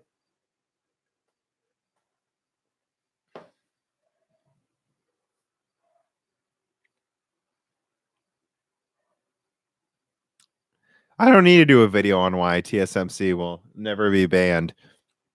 TSMC is never going to be banned because it'd be fucking insanity. Honestly, like, think about it, right? Like, how would they? TSMC makes everything, and they're Taiwan. They're not China. Like, I don't know how else to put it. Um, be like banning. No, it'd be worse than banning fiat. I don't know what it would be like banning. No, they're not.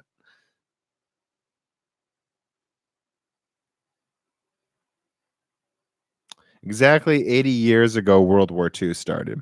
Nope, World War II was going on throughout the entire 30s in China and Europe. World War II started in the 30s, early 30s.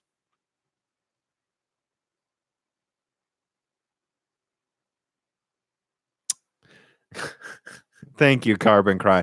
So there's no whimsical tier names in flyover states because Patreon changed their what do I want to say? Patreon changed how you can organize channels. So I'd have to like give up more of my money now. So I have been grandfathered in. I actually got in on Moore's Law is Dead at the last minute, apparently, where I get all these features for free. But with Flyover States, I was created after Patreon got a little more money grubby. So there's not that much I can do. Having said that, though, I don't really see Flyover States as something with a bunch of fancy tiers. I'm not planning on adding a bunch of features. The most I would add to Flyover States is like maybe a monthly live stream where I answer political questions. And even then, I'd be apprehensive to do that because I don't want to talk about things unless I'm ready. Because I think people are talking too much about politics now. They're not taking the time to research before they talk. So, Flyover States is how much money do you want to give me a month? I release about an episode a month. Is that not worth at least $1 a month? I think my episodes are pretty good too. They take a lot of research. So, whatever you think my work's worth in Flyover States, that's why there's no fancy stuff.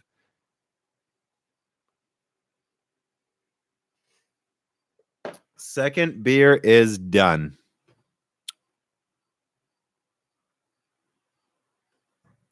So I don't know what that means, guys, but we might be on a timer here. Yeah, oh yeah. In terms of other projects too, Carbon Cry, because you weren't just asking about flyover states. Yeah, there might be more, especially if I leave my job. Like, look, if we can just get to this goddamn Patreon tier I've been stuck on for a while now, I'll add one more, and that next one will be me leaving my job. We hit it, I leave my job, it's done. You know? So, and once I do that, I'll be able to afford doing more than just two projects as well. I'll probably add a comedy one as well. Again, I do stand-up comedy, guys. That's actually what I did before I started this channel, just so you know. Uh, but yeah, so I'm not seeing any tips here. I'm almost to 2 hours. Unless you guys have some burning questions, it's probably going to wind to an end. I saw the ninth dude's getting up. Thank you for watching for this long. Hope you enjoyed it. My live streams will be longer in the future, but yeah. So any other questions? Right, now's the time to tip for final questions or beers, because I drank two. I think I'm getting a little loopy.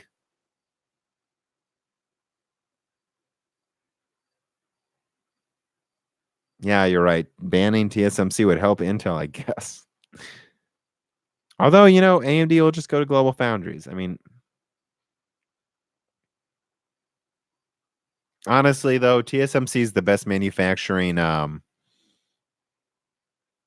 foundry. So banning TSMC would actually hurt America's security, because now you're basically telling American companies and national defense entities that they can't use the best silicon. Like, that would be the dumbest goddamn edict ever.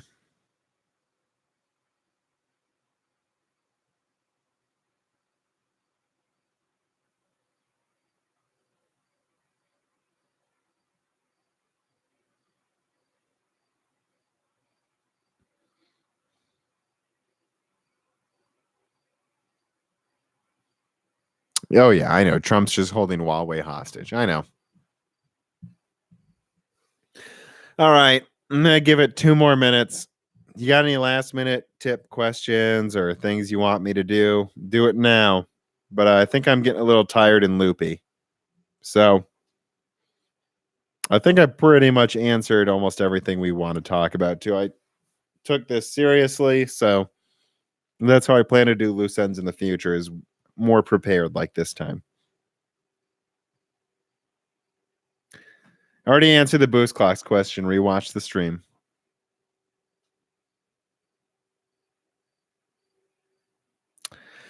Carbon Cry just asked, do you watch Digital Foundry Control PC video? Honestly, I don't watch Digital Foundry anymore after that Navi review.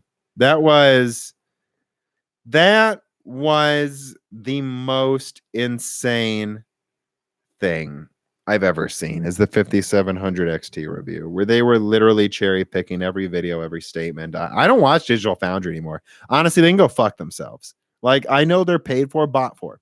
I'm not watching Digital Foundry anymore. They lost me completely. And I still watch some other channels I've shit on before. Like, I'll watch Jay's 2 cents if he seems to be getting better too. But man, I Digital Foundry's lost all respect from me. I do not recommend them. And if I know they've done some interesting videos, by the way. I know they have. I'm not saying they haven't, but they've lost all credibility with that 5700 XT review.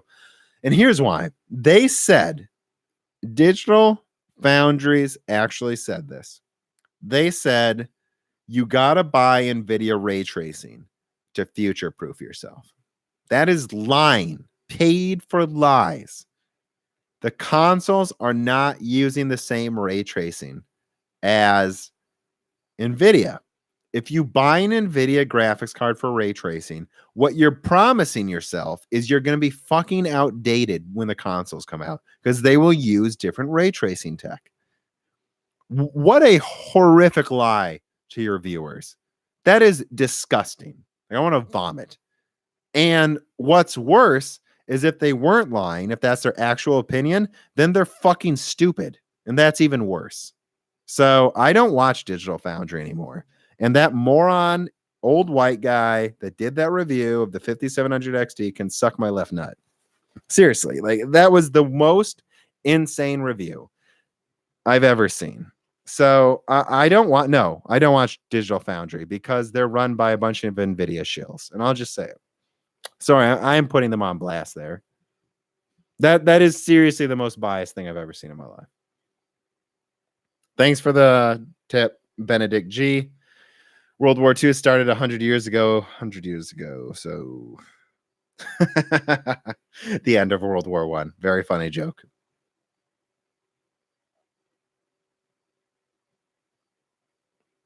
No one's tipped me to get more beer, so I'm just going to close this stream in a couple of minutes.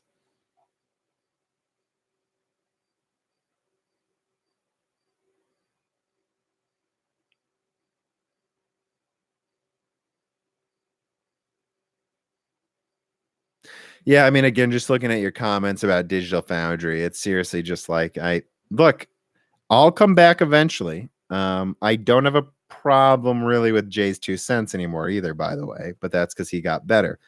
It's going to take time. I'm not touching that shit channel.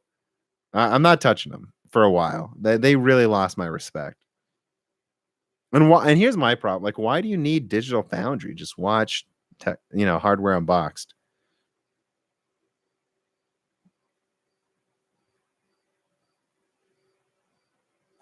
Is Linus actually owned by NVIDIA? I doubt it. They shit on NVIDIA pretty hard every now and then. I like Linus Tech Tips. Even though some of their stuff's stupid. I admit it. I just, I like Linus Tech Tips. It would take something pretty bad for me to start hating Linus.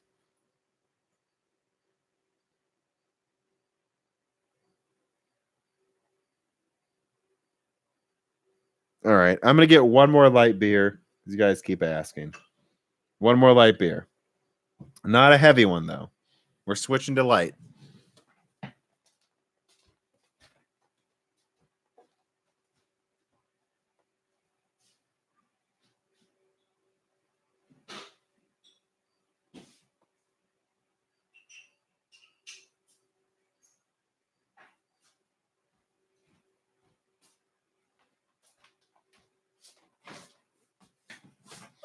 I don't know if you guys can expect any timestamps on this one. This was a long video. If someone wants to put the timestamps together themselves, like people do for sacred symbols and stuff, I'd appreciate it. I will throw that out there. If someone wanted to just take the 10 minutes to make a comment with all the timestamps, I'll pin your comment and love it and whatever. But I don't think I can afford to do that as much anymore. I will for my other videos, though. Sad in the corner. No, she's taking a nap right over there. Dude, I'd love a beer sponsor. Dude, I would do an ad read for beer too. I would just be like, you like Pacifico Clara? I do. Like, I would totally do an ad read for a beer. That's overlooked. Should be more beer sponsorship. Not if it's Bud Light, though. Yeah, I would do Bud Light if they paid me enough. They have to pay me a lot, though. I don't know about DDR5, to be honest. I mean, it's coming. It should be out next year, but I'm skeptical about how fast it will gain market share. LP DDR4X looks pretty impressive to me. That's something I've wondered about too. If one of those three chipsets for Threadripper 3 is going to have LP DDR4X support or something, right? That would make sense if they did that. Instead of 8 channels, they just have like 4,300 megahertz DDR. I mean, that's better than 8 channels. That's almost the same bandwidth. And if you go to 48 cores, it should be more than enough.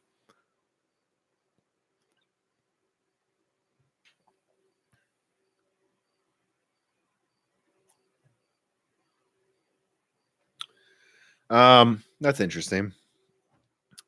Kilojolt asks, have you Kilojolt? That's funny. Have you seen the user benchmark calling out hardware on box in the about section under the why we do it section? No, I haven't. Please elaborate, Kilojolt. I have no idea what you're talking about. I like Steve a lot. You know, we talk. So, although let's say he's very open that he makes mistakes sometimes, and so am I. So let's be clear too. Everyone makes mistakes. I'm not mad at Digital Foundries because they made a mistake. I'm mad because they blatantly lied to consumers because Nvidia paid them, and I will no longer recommend them.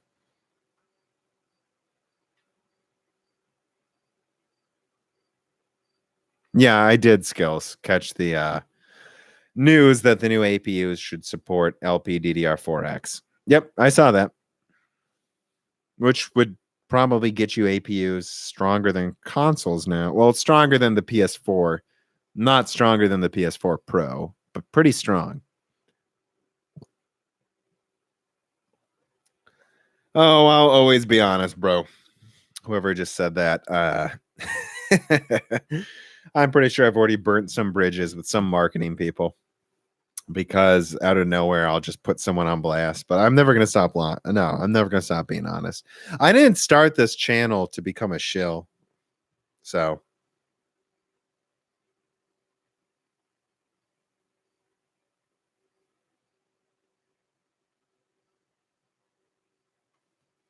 Okay, so let me see here. Kilojolt says it is and he's quoting Userbench. It's difficult to choose the right hardware. Shills infest public forums and social media. Objectively incompetent smearers would happily sell ice to Eskimos. I don't know what that means. Right, because I made a video based on Userbench, benchmarking hyperthreading on and off. And then I talked to Steve Walton, and he found, well, he didn't find the same results. Although they really weren't different. They were just a different conclusion, which was, yeah, if you turn off hyperthreading with with some Zen 2 processors, you're going to get better performance in some games. But in some, you're going to lose performance. Overall, it's about the same. And Userbench was like, it's 5% better. And Steve was like, it's 2% worse. To be honest, guys, what that tells me is turning off hyperthreading, I was wrong. You know, the dream of this hyperthreading off 5 gigahertz CPU doesn't seem like that's what you want to do. But the good news is it seems like hyperthreading is really actually an innovation with Zen 2, which I think is what Steve said, and I agree, which is unlike Intel, AMD's Zen processors schedule correctly with hyperthreading. You don't lose performance. So, but you'd have a hard time turning me against Hardware Unbox, and I've disagreed with him a lot. So let's be clear. But he welcomes the disagreement. What Digital Foundry video am I talking about? Their 5700 XT review. That was disgusting. When this beer is done, I'm definitely getting off. And there's the beer tip. Thank you. Thoughts on DeBauer's video today and AMD Ryzen 3 not boosting as advertised? You will shill beer, right? I will absolutely shill beer. If you sponsor me as a beer company, I will shill the shit out of you. Let this go out there. I will do ad reads for beer. I love it. Wine too, vodka. Okay, wait though. If we do vodka, it's not going to be Smirnoff. That stuff tastes like plastic. But yeah, I mean, I've already answered the boosting question. I don't think the Ryzen boosting thing is a big deal. I think it's just not as good as we hoped it would be. But I don't think AMD's lying. It's just when they say it boosts to 4.7 gigahertz, it does for a split second. You're not getting all cores. The problem is that Intel's been holding back performance intentionally for overclockers for so long that you have a situation where everyone expects you to be able to overclock it to the all-core turbo. That's how Intel works. That's not how AMD works. And keep in mind, while that is how Intel works, your processor is usually using 30% more energy to boost that high. AMD's doesn't use more energy, but it also doesn't boost as high all core. Different architectures, people. I don't think AMD's lying. I just think we are trained to think of everything the same way we think of how Intel's been for the past 10 years. And things are different now. I'm sorry though. Someone said something to me here. The Fallen One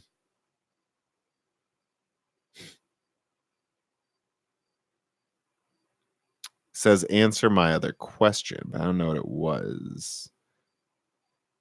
Scrolling up. Yeah, I don't see it. But I do see your other message, Fallen One, and I feel happy this channel, or might I say this movement, which I do try to call this a platform because I have people working with me, right? Dan helps me with some of my videos, some of my scripts. Of an editor for my podcast. This is not just me, guys. This is not just me. But he says, I fear what will happen if you have 1 million subs. Dude, if I have 1 million subs, I'm going to be living well and you'll get videos all the time. Do not fear what happens if I got 1 million subs. What happens is more content. I live in a nicer house and you guys get better quality. And I could hire full-time people to make it even higher quality. You probably worry about the hate I would get. Well, I mean, guys, if I got to 1 million subs, I'm not reading the YouTube comments anymore. Like, there's just be too many people to talk to. So what I would do is talk to the 10,000 people or more on the Discord, and then there'd be a filter for servers for the 10 gigahertz and higher people who could talk to me directly there. It'd be fine.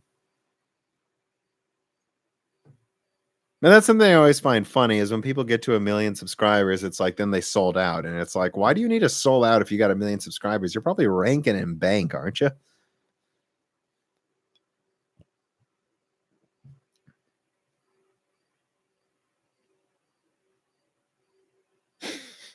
You're not the only person from Pakistan. I can look at the statistics. There's a few. There's dozens in Pakistan that watch it. Fallen One.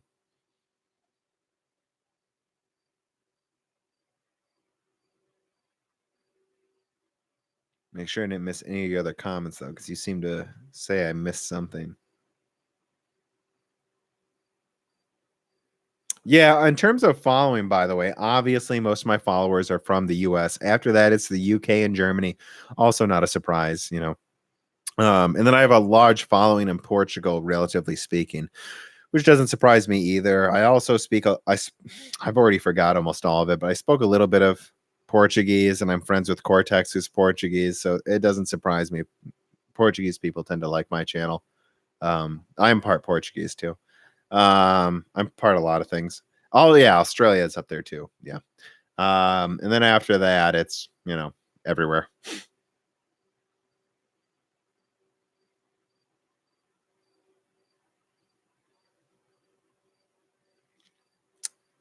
In disc.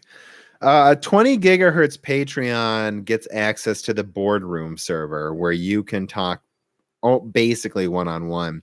And I got news for you. If you want to talk to me one-on-one at the 20 gigahertz level, yeah, you kind of can all the time. I let people private message me at the 20 gigahertz level or higher. I think I'm fine just doing text. If you wanted to do one-on-one conversations, they would be there a little bit. Some people get that. It depends. At the executive producer level, that's the highest one. You can do that, but not only can you have one-on-ones, you can talk to me whenever. Right? I consider that the consultancy tier. But yeah, at the 20 gigahertz patron level, you basically get to talk to me very often. There's a boardroom server that I just check more often than the other ones, which is going to continue to be very important, by the way. Eventually, if I had like 1,000 people, let's say, in the Discord, I don't have time to check every text channel. But what I will do is check the boardroom and talk to everyone there for a while.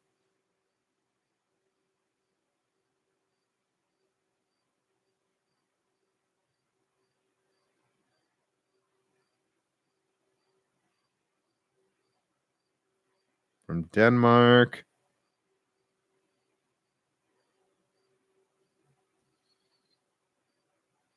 Computing. I've been slowly cranking away.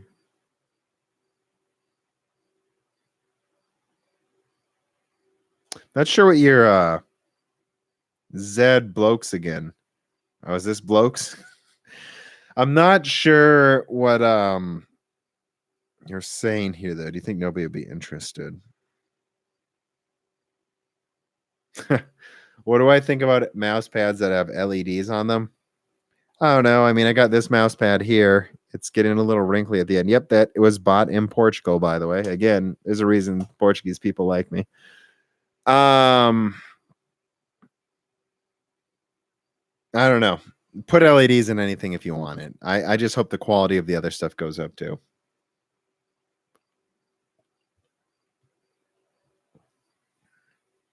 And yes, that's me. Okay.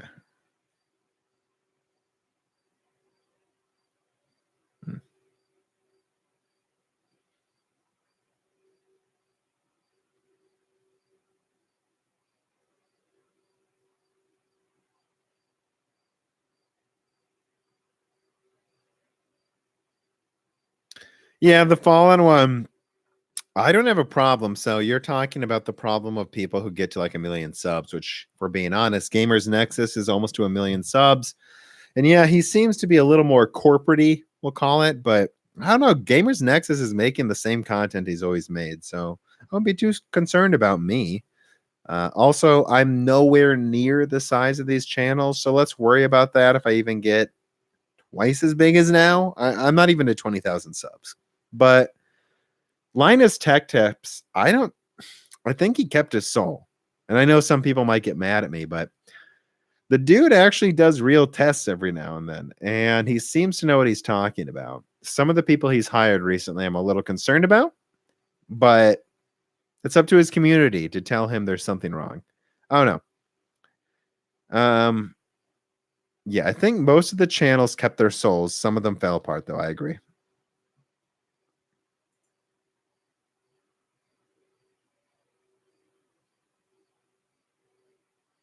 But by the way, so let's say I get to 100,000 subs, which is more than I even think I would ever want. Well, I can't say that. I'll take 1 billion subs, but it's like what I just maybe get a nicer house and hire dedicated video audio editor. I would get a producer for podcasting who would be there directing the podcast while we're talking, and and then maybe an on-site audio engineer for the podcast. So what is that, right? So in total, and then maybe an intern or something, right? So in total, you'll have like a staff of 6 people. I don't know. Pay them each $600,000 a year. Yeah, I don't know. I don't think it would be that much.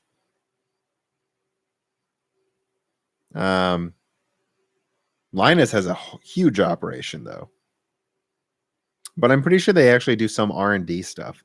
Like people actually farm them out to do testing. That's what gives Linus actually some real cred.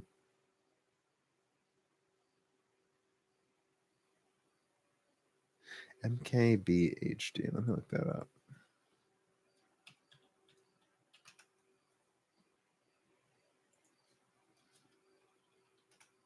I don't know who that is. MKBHD. Is that this guy here? Marquise Brownlee? Is that what you're talking about? I don't know who this guy is. This guy's huge, though, apparently.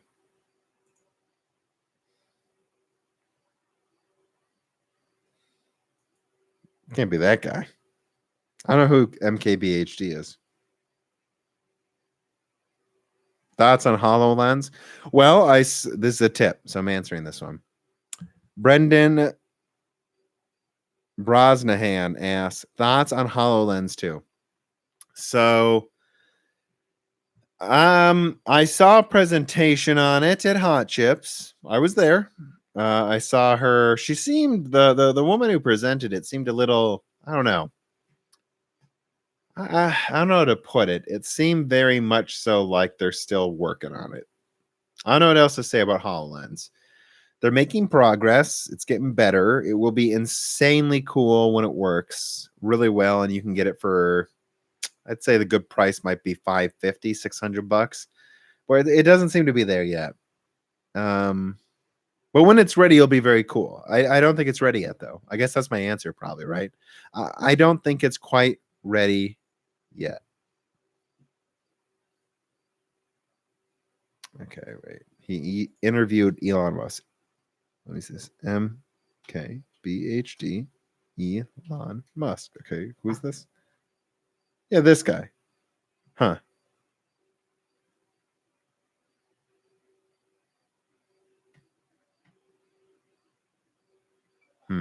No, I've never heard of this guy. Isn't that funny? You can have a channel that big, and I still have never heard of him. That's hilarious to me. That's what's so weird about YouTube is there's all these channels you've never heard of.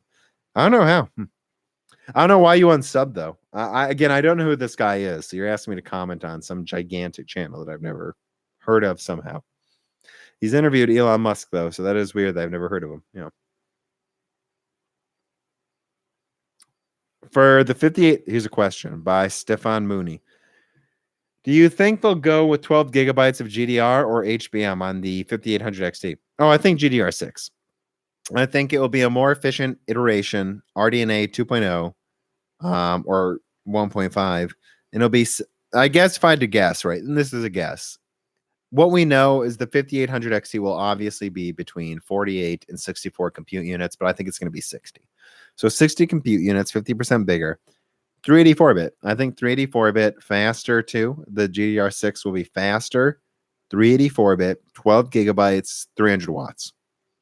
Maybe even just 250. I really think the 5700 XT is overclocked to the limits because they wanted it to be their high-end card for... Well, they never intended the 5700 XT to be a high-end card. If you go back to the initial Adored TV launch leaks, you can see the 5700 XT was going to be a 150 watt card that competes with the 2060, but they decided to overclock the living shit out of it. And that's what the 5700 XT is. They overclocked the living shit out of it. So yeah, I mean, I don't know what else to say, right? It's not as inefficient as you think, right? They push Navi 10 to the limit on purpose. 5800 XT, I think, might even just be able to do 250 watts. I mean, think about it too. The 7950, was pretty efficient. Used pretty similar energy to the 7870 in performance. Over time, it aged to be a lot more powerful, though. And that's how I see the 5800. And the 5800 XT will probably be 270 watts, 250, 300 watts. Yeah, I think 300, I think maybe they'll aim for 280 watts. And it'll be like 40-50% stronger than the 5700 XT, which should put it just at the 2080 Ti. So a 12 gigabyte 5800 XT, that's maybe slightly less efficient than the 2080 Ti, although I'm not so sure. I wouldn't be surprised if they got the power consumption under control by the end of this year.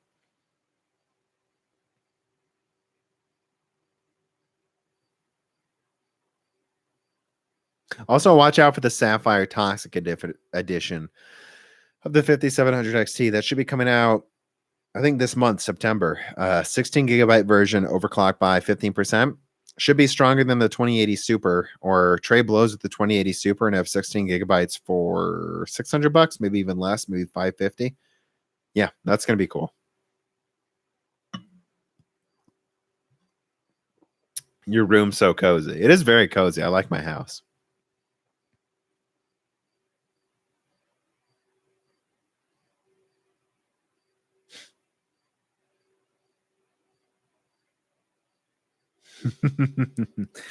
You should keep track of all your predictions and do what I got right and what I didn't video later on.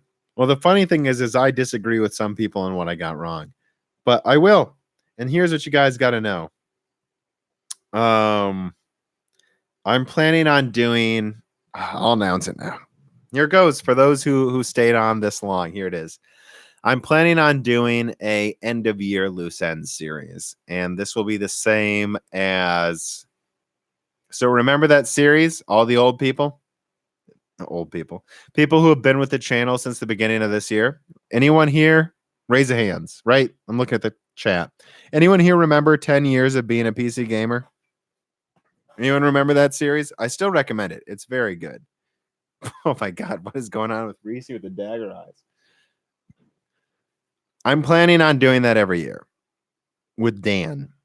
I'm hoping so. I'm not going to move my camera, but I have my camera on an arm right now. I can actually move the camera around my room now. You guys don't know that. Maybe you've noticed the camera's position changed. It's because I can move it around now. Dan would sit over there and we would have our mics and it'd be called 11 years of being a PC gamer.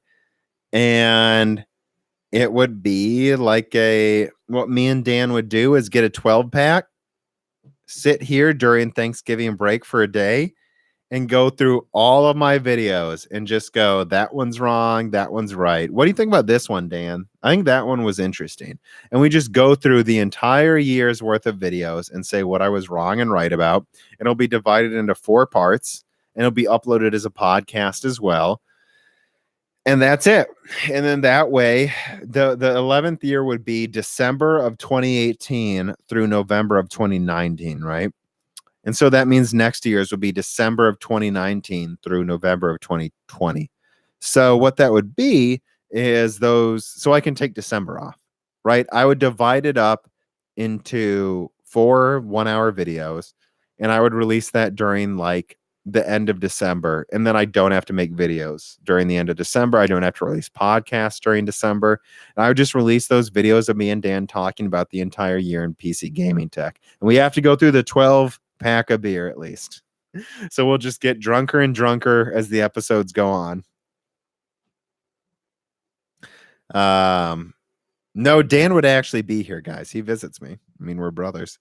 But no, yeah. So that's what I'm planning on doing. And it would be called 11 Years of Being a PC Gamer, Part 1, Part 2, Part 3, Part 4. And it would be put into the same playlist as 10 Years of Being a PC Gamer. And then I would change the playlist to be called 11 Years of Being a PC Gamer. So that's what I'm planning on doing. Anyone who worries about if I will admit when I'm wrong, yeah, I'll do a 4-part series on the things I was right and wrong about.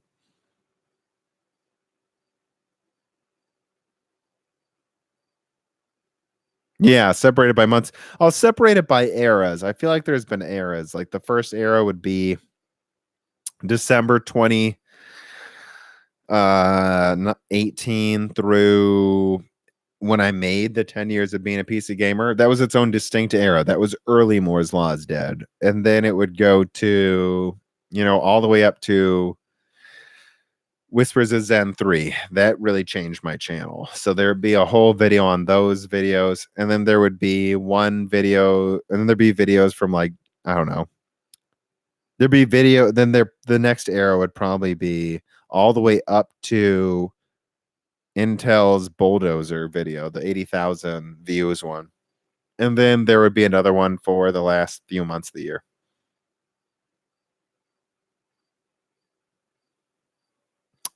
Oh, it's hard to get Dan wasted too. He's just as tall and heavy as me. You're not getting him wasted without 20 beers. I don't honestly think I've ever seen Dan completely wasted. It takes 20 drinks.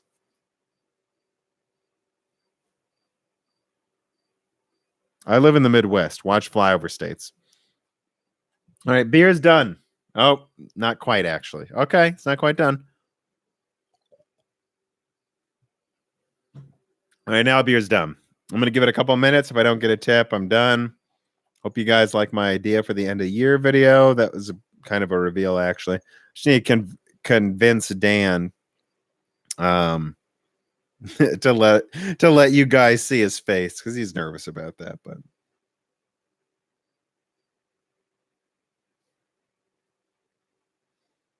yeah, I'm an engineer. I've said that in several videos. I'm a mechanical engineer with a minor in international studies, hence flyover states. I've been fascinated with international politics. Yeah. Watch my other videos, dude. First GPU review you saw was the 780 Ti. Oh, I'm sorry. It's one of the worst GPUs ever.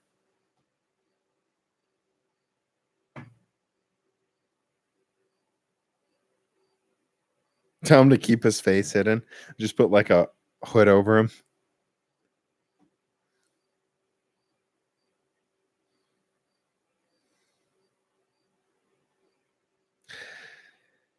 All right, guys. Do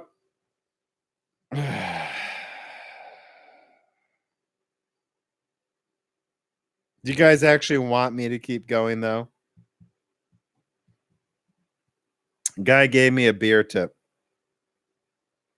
All right, I'll do 5 more minutes. I'll get a beer.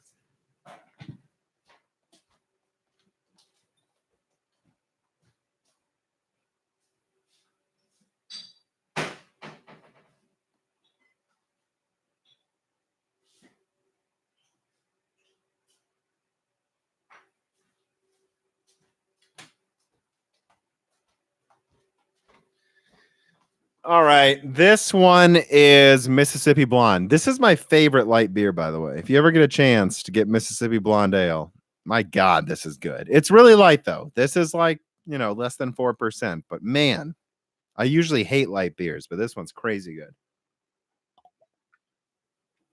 Make sure it doesn't fizz.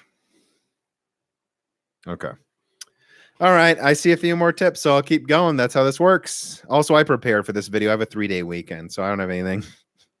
I'm good doing this for you guys. I'm not getting another one after this, ma'am. But you both tip me, so I'll keep going. Maybe this will be a 3-hour stream then. You don't want my questions when I'm shit-faced. I start swearing more, and well, hence I just said shit-faced. Do you think HBM on Navi will be out next spring? I'm inclined to think it might. Jerry Watson. The fact of the matter is, I'm going to bring up the thing I said earlier. Radeon 7 is over 30% bigger than Navi 10, right? It's over 30% bigger. They can make some. So what's 30% times 40? 44, 48, 52. It's over 30%. They could get to 56. They could have been making a Navi 56 compute unit card since 2018. They could have. They've been making a 64 compute unit Vega since then. It's fine. So it's up to AMD. It is completely up to AMD if they release a bigger Navi card this year because they've been able to do it since 2018. Now, I think big Navi 5900 XT will be, I think it will have HBM to keep power usage in check. And because here's the thing, I think the 5900 XT could possibly blow away everything NVIDIA has for the next year. And if you're going to go for that kind of performance, why would you not pay extra for the extra efficiency and performance HBM brings you? And this is something I said to Chris. That's a point I think a lot of people are overlooking. NVIDIA may have created their own worst enemy here. When NVIDIA charges $1,200 for a GPU, the game changes. AMD goes, okay, well, we tried to make Vega 64 compete with the 1080. That was hard because it's an HBM powered card we're trying to sell for $500. That's really hard to do and make a profit. But if NVIDIA's top card is $1,200, who gives a shit? Put HBM 5 in. Put whatever you want. AMD will be able to make a decent profit selling the card for $1,000 now. So it would behoove AMD to use HBM. That's why I think AMD is going to use HBM on the 5900 XT, because now the profit margins are there. They can make a 45% profit and make a card that destroys the 2080 Ti. 2080 Ti is a $600 GPU, guys. I don't know what to tell you. It's a $600 GPU. It doesn't even have 12 gigabytes of memory. And they're selling it for over double what they should be. They're making like a 200% profit at least on the 2080 Ti. And that's a gaming card they sell in volume. That's ridiculous. So AMD can afford to make an HBM powered card with a 45% profit for $900. So why would they not use HBM and then just make the, right? So again, this is what I'm thinking. 5800 at 550, 5800 XT at 650, 5900 non-XT at 900, 5900 XT at 1500. That's what I think AMD is going to shoot for. That's what I would do. Right? I don't know. We'll see. Maybe AMD will be more generous. Maybe not. But if the 5900 XT with HBM beats the Titan RTX by 20%, why would they not charge a bunch of money? I'm sorry. This is just the world we live in. The good news is ARM, Intel, Xinjiang are going to enter the market and bring down prices. So this won't last that long. That's why I say if you need to upgrade, do it. If you don't, I'm going to hold on to my Radeon 7. Think I answered your question, Jerry Watson. I think I went way too far into it. This is what happens when you guys get me drinking. I talk too much. Let me go down. Okay, 3 questions here from Tips. Just thanks for answering your questions, Stefan Mooney. Yeah, no problem, dude. That's why I'm here. Will you talk about PlayStation 5 after PSX? Well, KU9. I'm going to talk about PlayStation forever, brah. Like, it's just I've been quiet for a while because the information's changing. So I'm like, I don't know. I think Sony and Microsoft are in an arms race right now. So I'm just going to wait.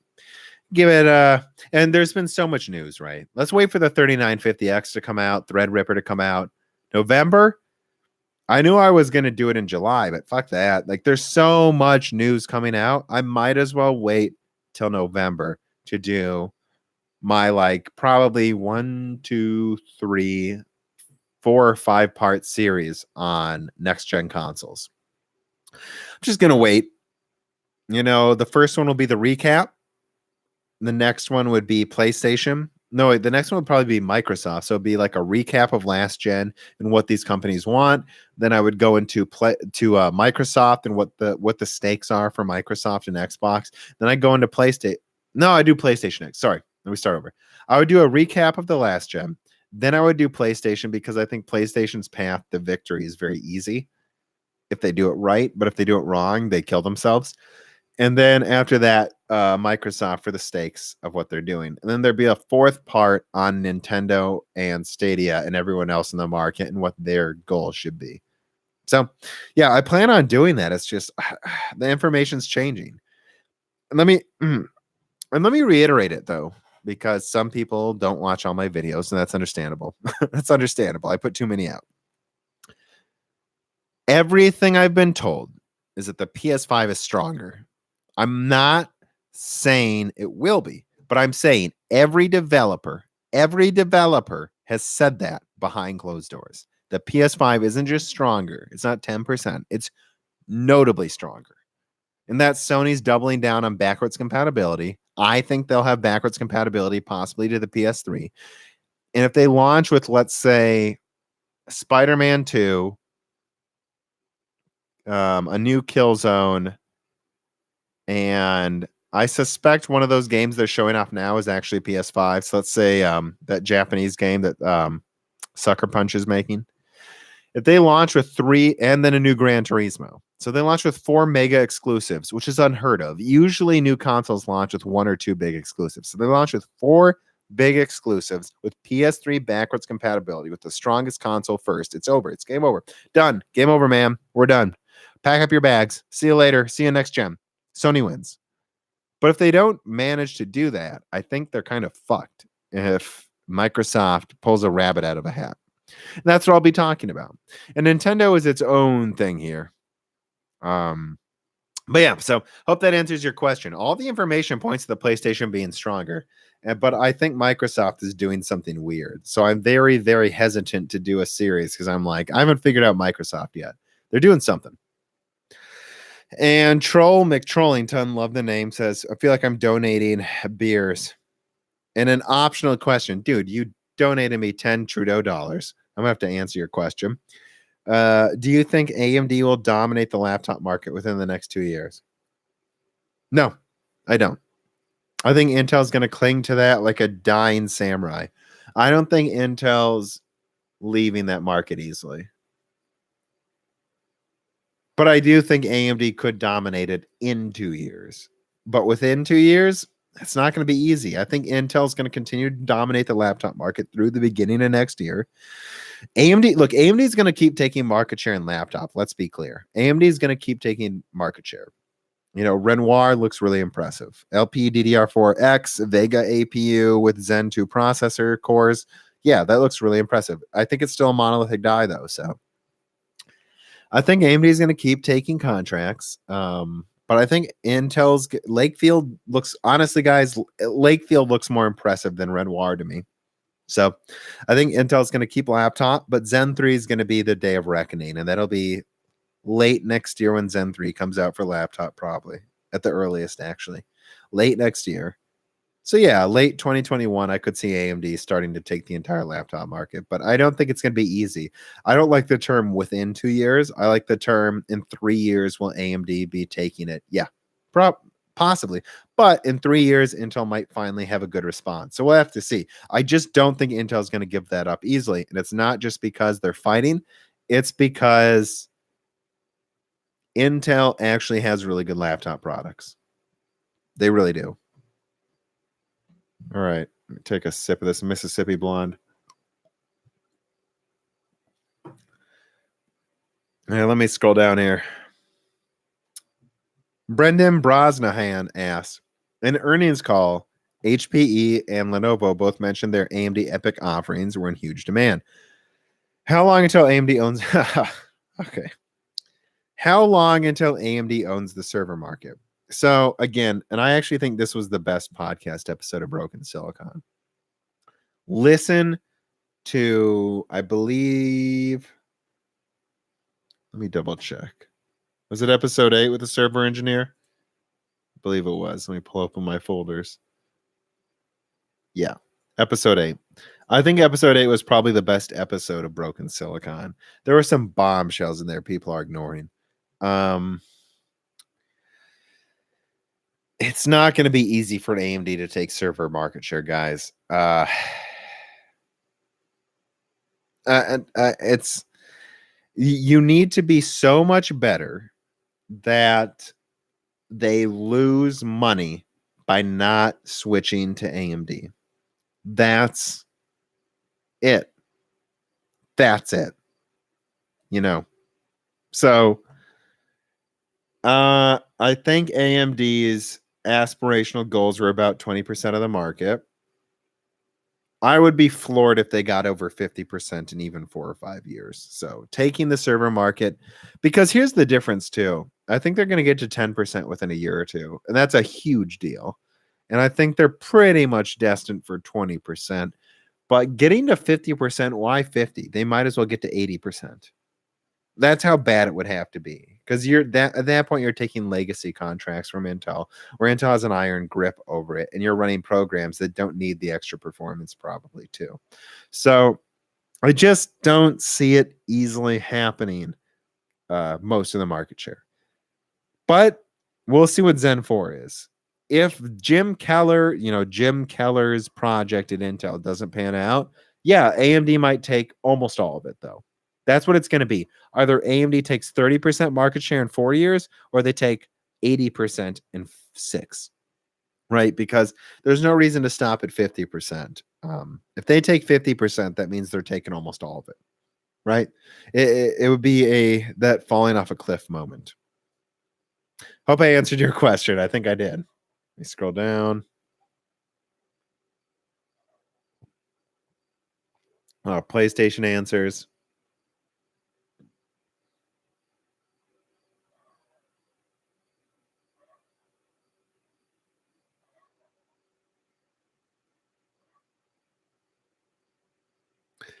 Yeah, I honestly, and let me be clear about that. If the PS5 was backwards compatible to the PS3, that means it's going to be backwards compatible to the PS1. And I think that's, look, I want to be clear. Sony will win next gen if they launch a $500 console with a lot of performance that is backwards compatible all the way to the PS1 and launches with more exclusives than we'd ever seen in history. Notice Sony skipped E3. Why do you think they did that? Why do you think Sony's so quiet lately?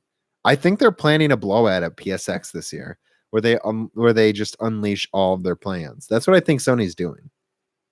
So if they do that and they actually launch with just so many exclusives at launch for a good price with good performance, and then everyone who's owned a PS3, PS2 can still put their discs in and play those games, they're going to take the entire market. But if they don't do that, it might be because they're just fucking around. And if that happens, yeah, Sony will lose market share. It always happens. You can't get lazy.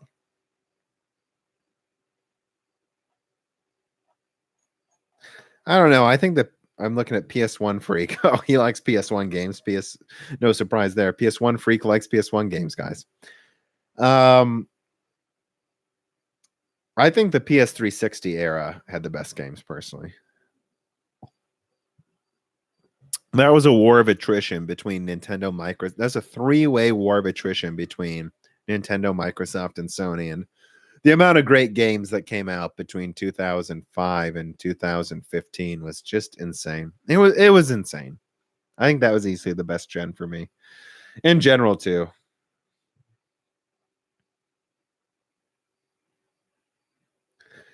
So you're not on the Stadia train? I am on the Stadia train. I just worry they're gonna fuck it up.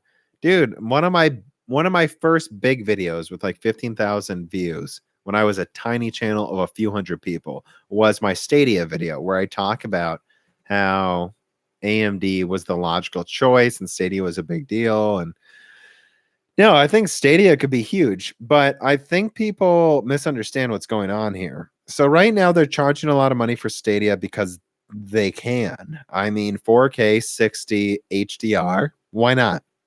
That's high end right now. And I want to be clear, I don't think that's that impressive. It's 2019. We should be on 8K 120 hertz by now, if you ask me.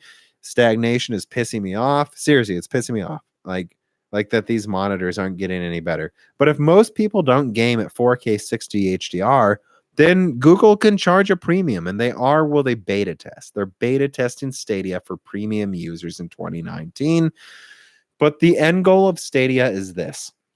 You're on YouTube. Let's say you're watching a fantastic Moore's Law is Dead video, but you get an ad, and the ad is for Assassin's Creed 30. I don't know how many there have been by now. And then Assassin's Creed 30 pops up. Now we're in Japan, and there's a new Japanese Assassin's Creed game. And then it says, click here to play for an hour free. And then Stadia just runs it in 720p Ultra for free. And you can just play it. And the way they support that is you walk past a billboard and there's an ad for Pepsi. That's how they do it. And that's revolutionary. This is where every game that's 2 years old will make more money through ads in the background for free for gamers who are never going to buy this game anyways, and you can play it without having to download it. That is the brilliance of Stadia. However, if Google doesn't do that, they're idiots. That's insane to me. The way Stadia succeeds is they make it free and they just buy up for cheap. It's like PlayStation Plus, except now you don't need a console, right? The ways PlayStation Plus works is Sony gives a lump sum payment to, let's say, Gearbox for Borderlands 2. And now Borderlands 2 is free on PlayStation Plus. Okay. But they're paying them enough money where it's a gamble. where Gearbox says, "Well, we probably weren't going to sell that many copies of the game that month anyways. We might as well give it for free." Yeah, you might as well give it for free and sell ads. That's the point of Stadia. Imagine you're watching one of my videos and the ad pops up. Did you know there's a Samurai Assassin's Creed and you can play it for free right now? You don't need to download it. Press this button, pull out your keyboard and start playing. That type of stuff, that's huge. That's so huge. And that's there for people who are never if it's been 2 years and you haven't played the new Samurai Assassin's Creed, were you ever going to buy it? Probably not. But they can make money off of you by letting you play it for free without having to download it, with having ads in the background. That's the brilliance of Stadia. I think it's huge. I think this is revolutionary technology. If it works, one, and two, if they actually implement it the way I said. They don't implement it this way, it'll fail. And if it doesn't work well, it'll fail. That's it. Either it works or it doesn't, but it's there. That is insane technology. To like, how many games have I not played yet where if they just gave it to me for free and I didn't have to download it, I'd be like, yeah, sure, I'll play that. I'll pull out my smartphone and play that game on, while I'm in an airport for free. I'm streaming it. Like, I would play those games. I'd hook up a controller with Bluetooth to my phone and I would play those games in the airport. If it's free, why the hell wouldn't I? But it has to be free,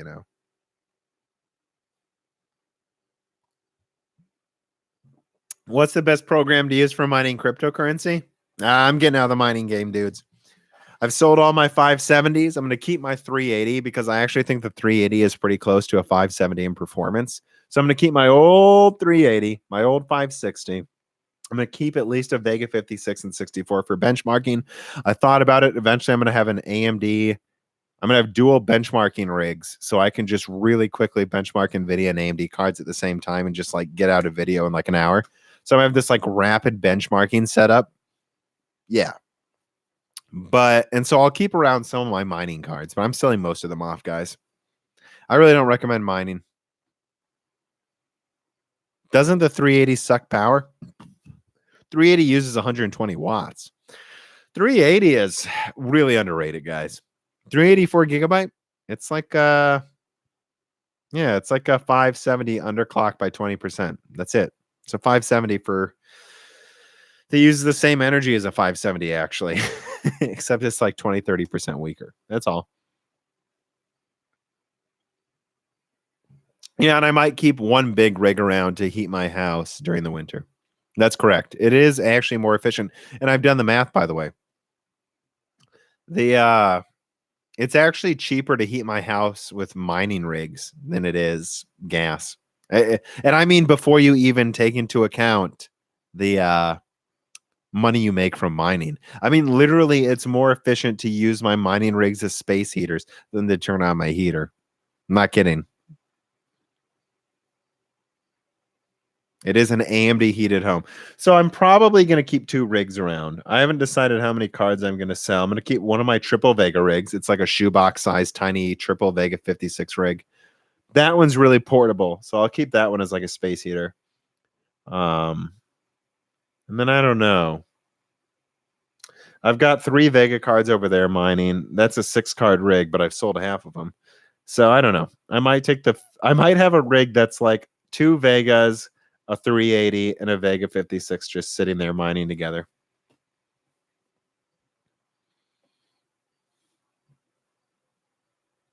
A room tour would be a house tour, bruh. You got a house.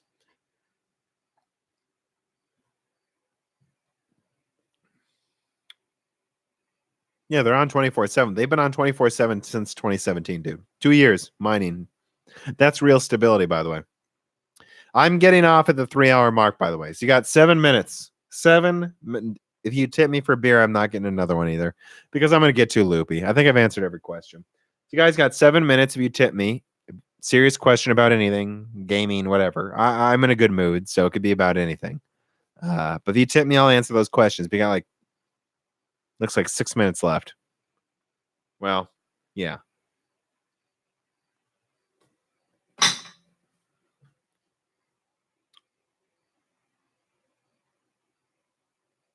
Let's make Tom not end this stream. It would take an insanely big tip for me to get another beer. That's what I'll say. What's next? Intel CPU for who? Intel's making tons of 14 nanometer CPUs. I don't know who Lizzo is. I got my glass of water, bro.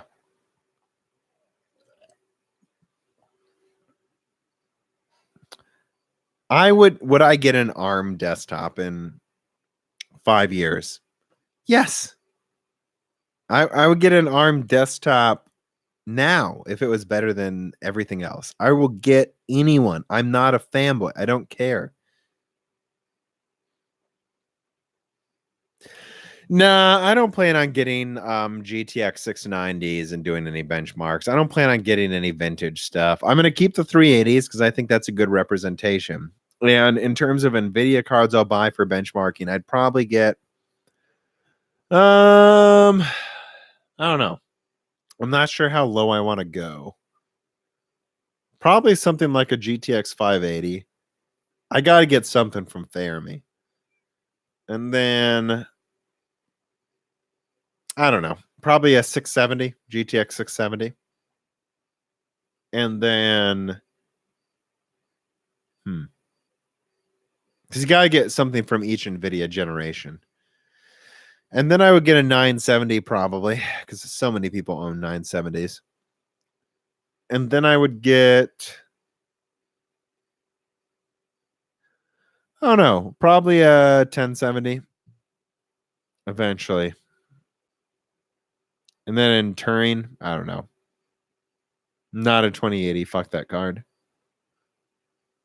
Probably get a 20. I don't know. I don't really like any of Turing, to be honest.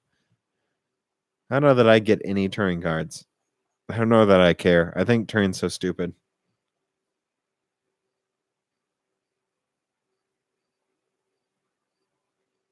Yeah, Twisted, I still got a friend who has a 670 as well. It works fine. A GTX 670, I should say. I don't know if there's going to be some Polaris rebrand called the 670. I mean a GTX 670.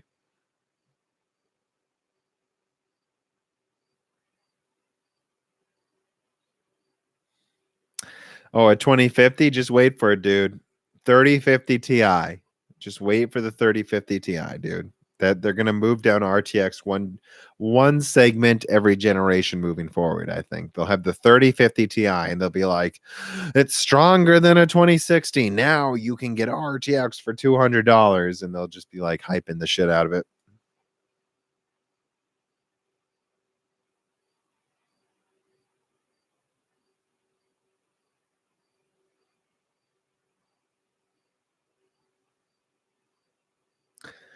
Do I think there'll be a breakthrough in cooling technology? It'd be hard to call it a breakthrough, right? The problem is that I don't think people have been putting any effort into it. You know. So once they put effort in, we'll have to see with the cooling. But it's been getting better. I mean, all-in-one coolers. Dude, air coolers are almost a waste of time now. There are some good air coolers I would recommend, but it's like all liquid cooling now. You can get a liquid cooler for $50.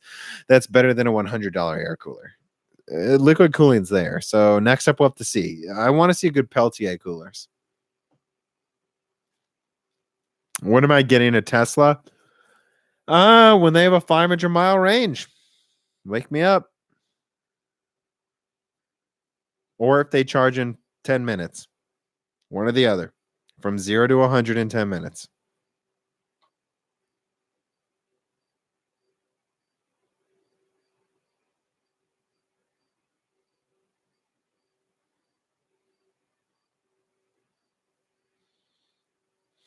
Yeah, I mean, $50 liquid coolers are typically better than than all air coolers. Not all of them. There's a new air cooler. I forgot who it's from. I think it's a Chinese company. It's really cool looking. That actually uses some new way of cooling that's really compact and interesting. So there's still some interesting air coolers, but you can't compete with liquid cooling. When you can make an all-in-one liquid cooler for $50, it's gonna be pretty hard to beat that with any air cooling. I'm not saying it doesn't happen. There are some that are better, but also those air coolers are like this big and make your motherboard sag. Fuck that. Like a liquid cooler is tiny and doesn't put stress on your motherboard. So it's just not close, I think. Tesla quality control. Well, also they're better in every single way. That's what you got to think about when you get an electric car. I don't have one, by the way. I don't have an electric car. But think about it. An electric car, when do you need to get your oil changed? Never. Half the shit you would need to rotate, don't need to do. There's nothing to repair in an electric car. It just works. Once electric car companies get up to speed, so to say, it's not going to be close. That's why GM's putting so much money into that. There's almost nothing to break, right, in an electric car.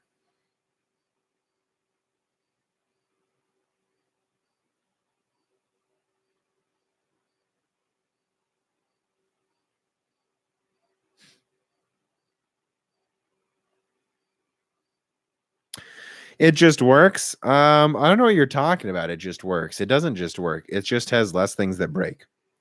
Right? You don't need to change your oil. The engine. I mean, think of how complicated those engines. There's no transmission. It's just electric. It's not that it just works.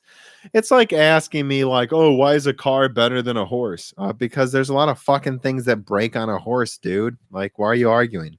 Like, electric cars will be better, dude.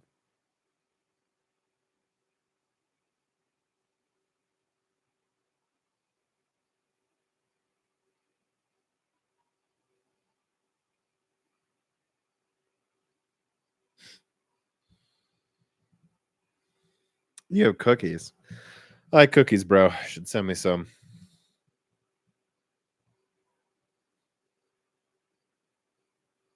All right. Seems like 350 watchers is what it would always stay at, that I could just do this for 24 hours and you guys would stay here. But it's time to get off. I went for about an hour longer than I wanted to, as usual. So I'm not really a fan of Girl Scout cookies. No, I think they taste like shitty Oreos. Dude, buy Oreos or just bake some Dude, it's easy to make cookies. Bake chocolate chips. Just make them at home. It takes like 10 minutes. Come on, guys.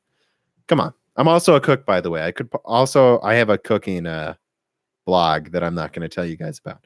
Nope. Yep. That would be my cooking YouTube channel. That'd be the fourth one. Okay. Getting off, guys. Hope you enjoyed it. That was a 3-hour stream, but there were a lot of good questions. And you know what? It's a 3-day weekend, so I had the time to give you. So, listen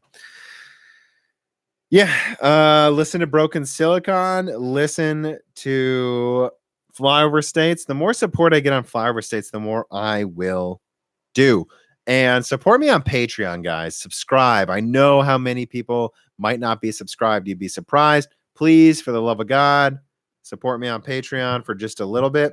I will be I'm thinking of adding a subscriber-only podcast. So if you want that, get it at the $4 level. And at the $10 level, you get a bunch of features. There's